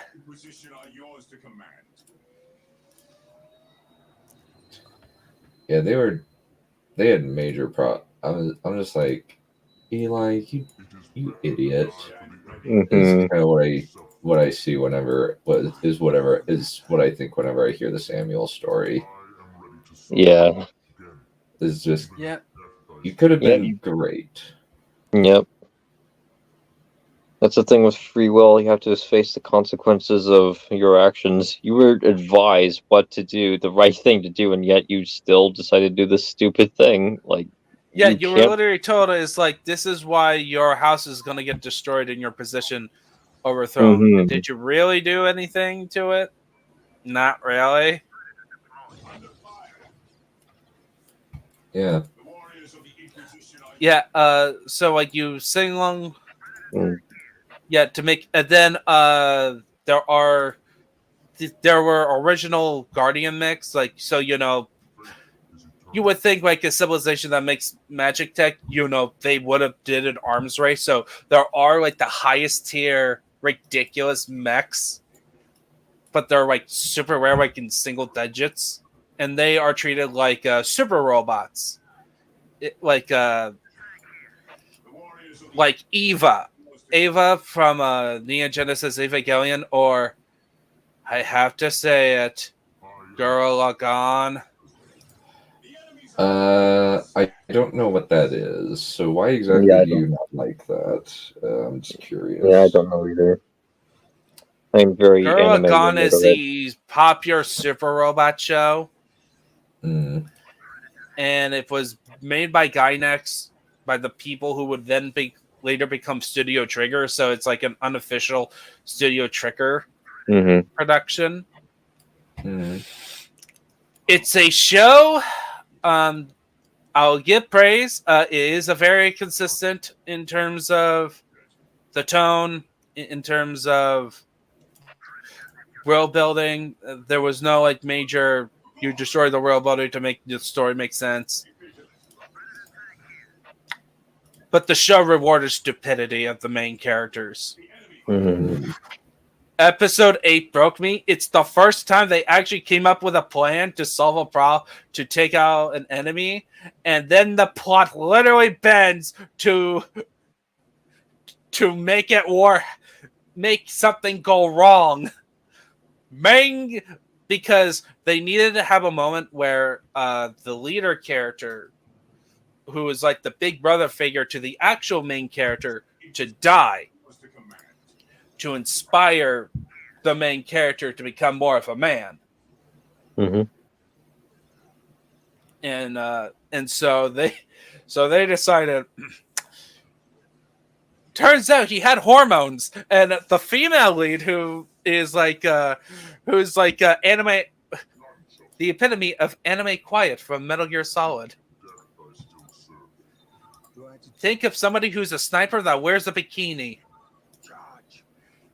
So kind of like the Quiet from Metal Gear Solid 5. That was my joke, except without the stupid explanation about about she needs to breathe through her skin to live. Mhm. Yeah, that whole thing. What? Yes, that was the explanation that was provided in the game. So Kojima wrote it because he basically controls everything in the story in the series when he was in charge. Yes, she had to live by breathing through her skin because for some reason during she got exposed to the chemicals to now where she can't talk and Mhm. she became a plant. Yeah, she has to use photosynthesis in order to gain energy. I'm sorry, what? No, you Yes, don't understand. You don't understand Hideo Kojima's genius. He is a god amongst men. Do I want? I don't know if I want to. Hideo Kojima, look, you are not ready. You've seen a lot of wacky things in your time as being a human in your time, but Hideo Kojima, he's top tier. he manages to be prophetic in the most insane Metal Gear game. Yeah, like the. By the tone way, of the America- quiet thing Mhm. is in 5, and that's actually the most normal. Yeah, Metal Gear Solid 5 is the most tame compared to the other installments. Like it gets wacky. Number 2 is the wackiest. Well, other And than it's also more- Revengeance, but that is partly Platinum Games, and it's a character action game, so... But Metal Gear Solid 2 did predict a lot of modern day issues that we're currently going through, like AI well, censoring the net. yeah, there's that, and there's also the fact that it's very easy for political organizations to essentially function like cults, which is essentially what happens when you have just a giant echo chamber of nothing but your own thoughts being expressed to you constantly. So there's a lot of elements in Metal Gear Solid 2 that it did predict because it's more prevalent nowadays than ever. That's why you have all these political extremists. Hmm. Yeah.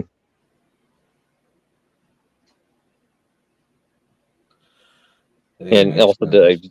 also the showcasing how difficult it is for people to actually find the truth in media because there's so much deception and bias involved with it that it's just insane.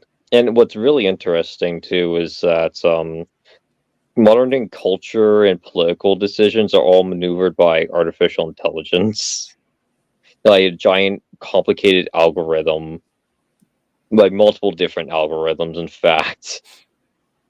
Yeah, And it becomes the plot of 2 and the plot of 4 to get rid of the artificial intelligence mhm. that now controls war. Yeah, and war essentially becomes an economy in its own right. Dang. It's full with its own investors and military contracts and units, and which you actually get to control in Metal Gear Solid 5, which I thought was very interesting. Create your own military business. It's essentially what is boils down to. Yeah. So there's a lot of great ideas implemented in these games, but the tone is just insane.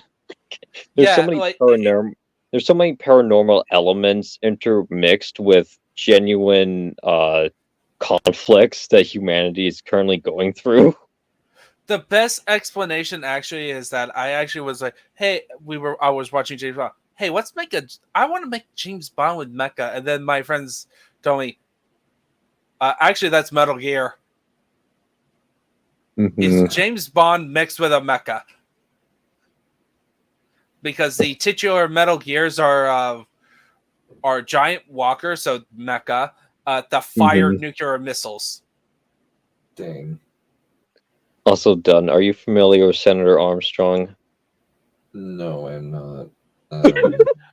Oh, Revengeance is his own beast. So, Oh my god. Revenge. So, do you know the concept of a character action game? Kind of. Yeah. So Kojima decided to call in Platinum Games, who did Bayonetta, Mm. to make a spin-off of the Metal Gear series featuring Raiden, who is the second main character of 2. Who became a cyborg ninja. And in this one, this is still and a the political plot thriller, by the way.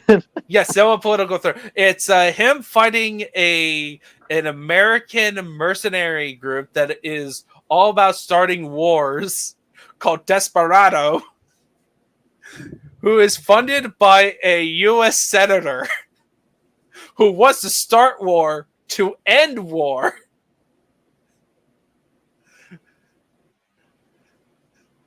He wants to start a war to end war as a business. Wow. That's He kind of essentially amazing. he essentially wants to uproot American culture and destroy and dismantle it because of how rotten to the core it is, and replace it with. People He wants to- literally I had a friend when Trump got elected literally said, "Oh yeah, he vented his frustration by playing Metal Gear Solid Revengeance because a lot of things that Senator Armstrong says and he acts like people associated with Donald Trump." Dang. But Donald Trump is not as based as Senator Armstrong. Yeah. Okay. Memes. The memes, the DNA of the soul. Yes. And then also kick-ass soundtrack. Actually, I'm kind of keen to see Dunn's reaction to just like the final boss battle in Metal Gear Solid Revengeance with very little context. Just the cutscenes. They're beautiful. Done. I'm kind of scared now. Done. You Like, endured Maggie May Fish. You must endure Senator Armstrong. he is so awesome. He is based. He is so based. Okay. He's like one of those villains that it's like, as opposed to like other Metal Gear villains, which is like a lot of them are like, you understand me, even though I'm a villain. I'm opposed to the hero. I make long speeches talking about to make a point. Not Senator Armstrong. He's like, I'm a bad guy. Yeah, Senator Armstrong does not come off as pretentious. Everybody else does. Like, they go on long-winded tangents about how, like, oh, the Cold War is merely just a giant proxy war in a mix of a larger proxy war. How, like, capitalism, communism merely distract the people from the big, larger issue at hand, which is Sahelanthropus and all this nonsense.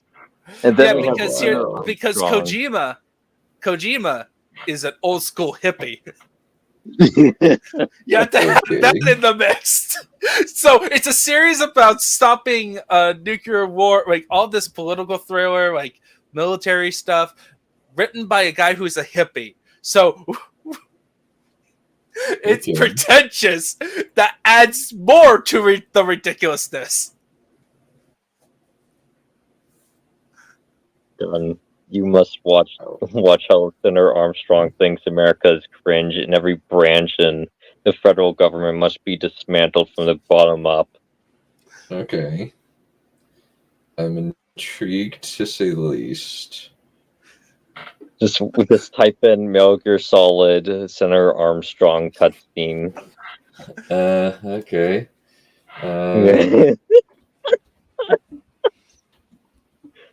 Also, by the way, another thing you have to know is Raiden was a child soldier. Speech?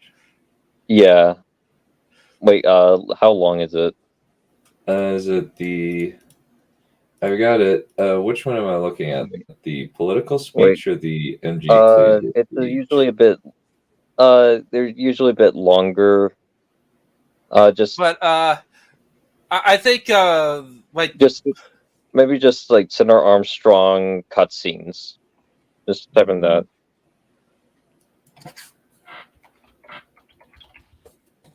Okay. Yeah, 23 minutes. There you go. Wait, Okay. I think. first. Oh, I think first. Okay, yeah. So that's right, in. Slippery little bastard. I don't have time for this.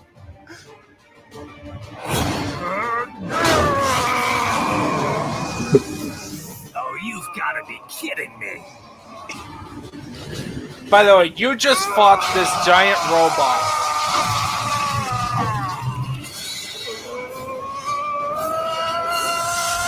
Wow. By the way, this is Metal Gear as its most ridiculous. Okay.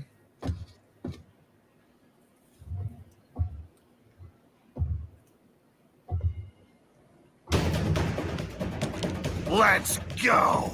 The hell are you thinking?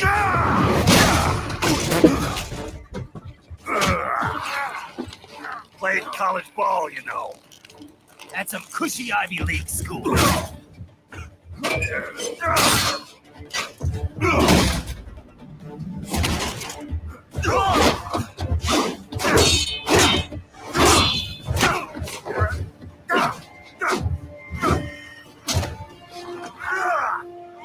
Try University of Texas. Could have gone pro if I hadn't joined the Navy. I'm not one of those beltway pansies. I could break the president in two with my bare hands.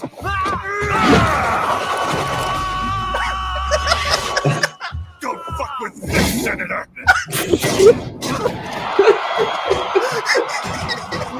What is this? This is what a masterpiece. This is what a masterpiece looks like. Why don't you stick around and find out? By the way, so Platinum, this is more normal for Platinum. Nice. Nice.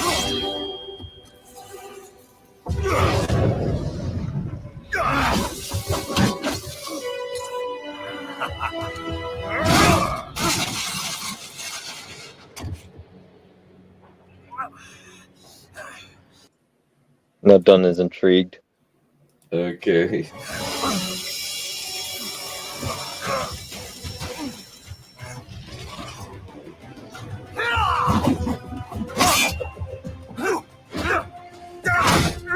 By the way, what makes this more ridiculous is that he is the final boss, and all the other bosses uses weapons and cybernetics, like obvious cybernetics, and he looks normal. What a load of bullshit! All you care about is lining your own pockets. That and your approval ratings. You've got no principles. Just like all the rest. If America's gone to shit, you're just another maggot crawling in the pile. All right, the truth then. You're right about one thing. I do need capital and votes. Want to know why? I have a dream. What? That one day, every person in this nation will control their own destiny. A land of the truly free, damn it. A nation of action, not words, ruled by strength, not committee. Where the law changes to suit the individual, not the other way around. Where power and justice are back where they belong, in the hands of the people.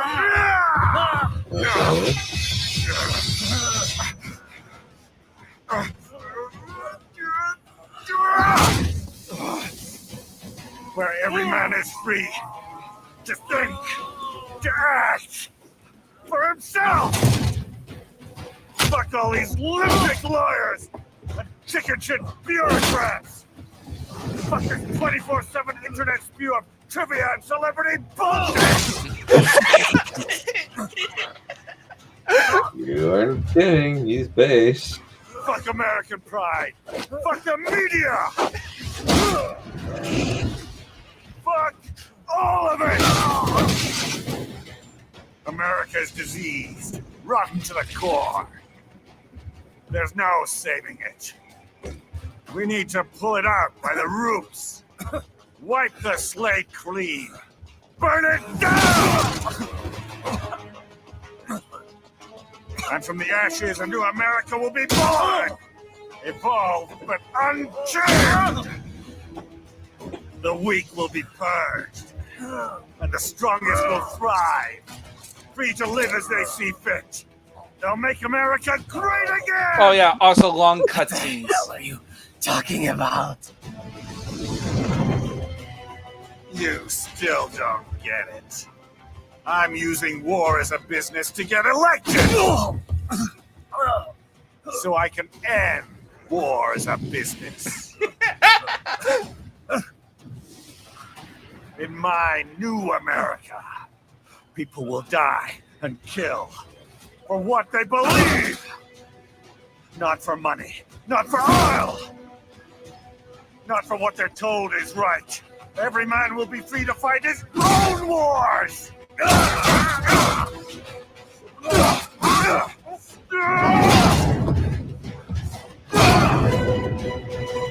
This is how you establish philosophical conflict. Yeah. No, continue watching. It gets better. I think we'll probably have to call it good. I gotta work in the morning. Oh, Okay. Aw, but yeah, Metal Gear is such an interesting series. It's a series that started in the NES days, and then it got super popular in the PS1 days with the first Metal Gear Solid. In terms of the main series, I've been told that 3 is the best, even though it's not about Solid Snake; it's about his clone daddy. yeah. Of course, there's cloning. Yeah, the whole lore of Metal Gear Solid is really convoluted and overly complicated. Dear gosh, sounds like it. It's a rabbit hole. Dang. Yeah, I saw Jeremy John's spoiler thing, and I was just like, my head hurts just listening to you describe the plot of this thing. It's amazing. It's on par with Kingdom Hearts in terms of how complicated it is. Oh my gosh. But Well, okay, so Kingdom Hearts, I would say No. this. Metal Gear is actually harder, more convoluted than Kingdom Hearts, because Kingdom Hearts, there are more of a narrative through line, a lot easier of a narrative through line. The problem is they retcon a lot. Mm-hmm. It's more frustrating to learn the lore of Kingdom Hearts because it gets retconned. But in terms of stuff you actually have to keep track of, and the schemes that goes on, Metal Gear is more complicated. Dang. It also has more nuance behind it, admittedly. Yeah. It's a lot more interesting to discuss than Kingdom Hearts is. Dang. Well, I think we'll call it good for today, boys. Thank you for helping with this perspective. I'm definitely going to be kind of considering a lot of your ideas. There's a lot of good stuff here. I'm just going to have to figure out how to implement the whole thing. Thankfully, the first book shouldn't be terribly complicated. I'm just going to have to make a lot of cosmetic changes. Mm-hmm. I'm going to do it. I just need to figure it all out. All right. Thank you for the recommendations of the YouTube video and the book. Yeah, I think that you will like. I look forward to hearing your thoughts on Rage of Dragons, because Rage of Dragons is definitely like, it is extremely creative fantasy, and that doesn't rely on European or Asian stuff. It goes right to basically Bronze Age Egypt, but it's not even Bronze Age Egypt. It's a whole unique culture that Witcher's created. Also, I think there are going to be Asian cultures I want to use in my universe, but it's like Korea or like Vietnam, like not China or Japan, but definitely maybe India. Okay, yeah, Indian culture is definitely an unmined source of inspiration in a lot of ways. Other than the Indians themselves, but other than Bollywood, because Bollywood is kind of the second biggest.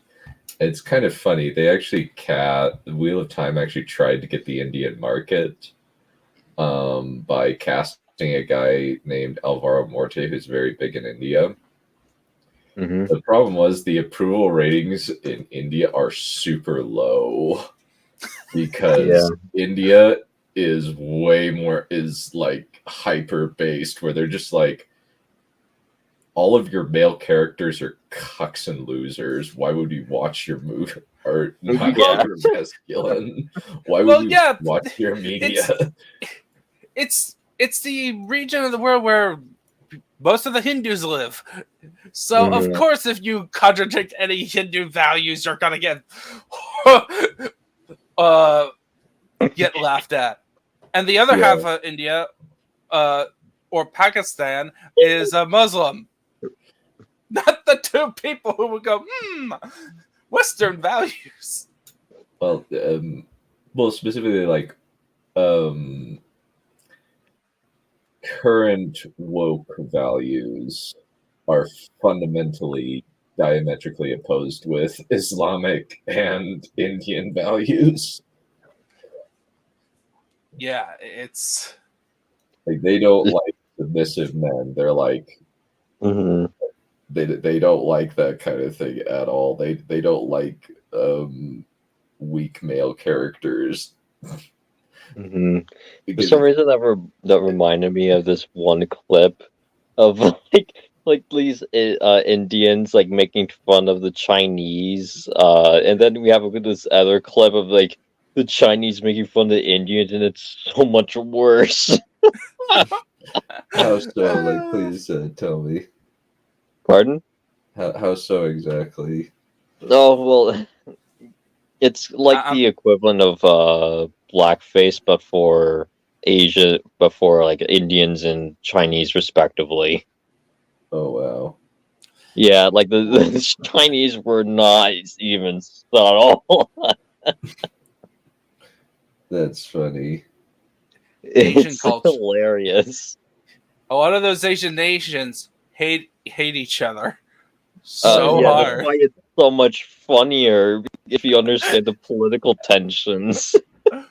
Yeah, but it's just kind of funny that I just kind of honestly like find it so funny that that Amazon really wanted to pander to Indian audiences just by casting this one actor, and it failed miserably. Yeah. That's not how you appeal to the audience. Honestly, the best way is to make a Bollywood production of Wheel of Time. That would be more Or just entertaining. make them all hyper masculine, because if you look at any like Bollywood picture, for the most part, most of the main, like, if you're in an action movie, most of them are like ripped dudes who have superpowers. Yeah. And have musical numbers in there, of course, because it's. So it seems like a lot of them are kind of like Gary Sues, but entertaining. Yeah, like a Bahubali. Yeah, which I've only seen part 1 of so far. I need to watch part 2. I think it could work in those cultures because of how they do storytelling. it's like sometimes it's like certain things would work in other cultures depending on how it works in the storytelling, how they tell their stories. Because if you read any of the old epics, realism is not a thing.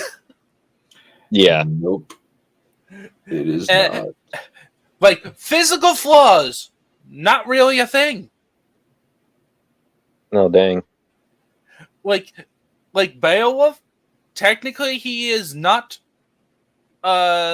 he has no weaknesses. That's why Achilles' heel is emphasized, because it's his only weakness.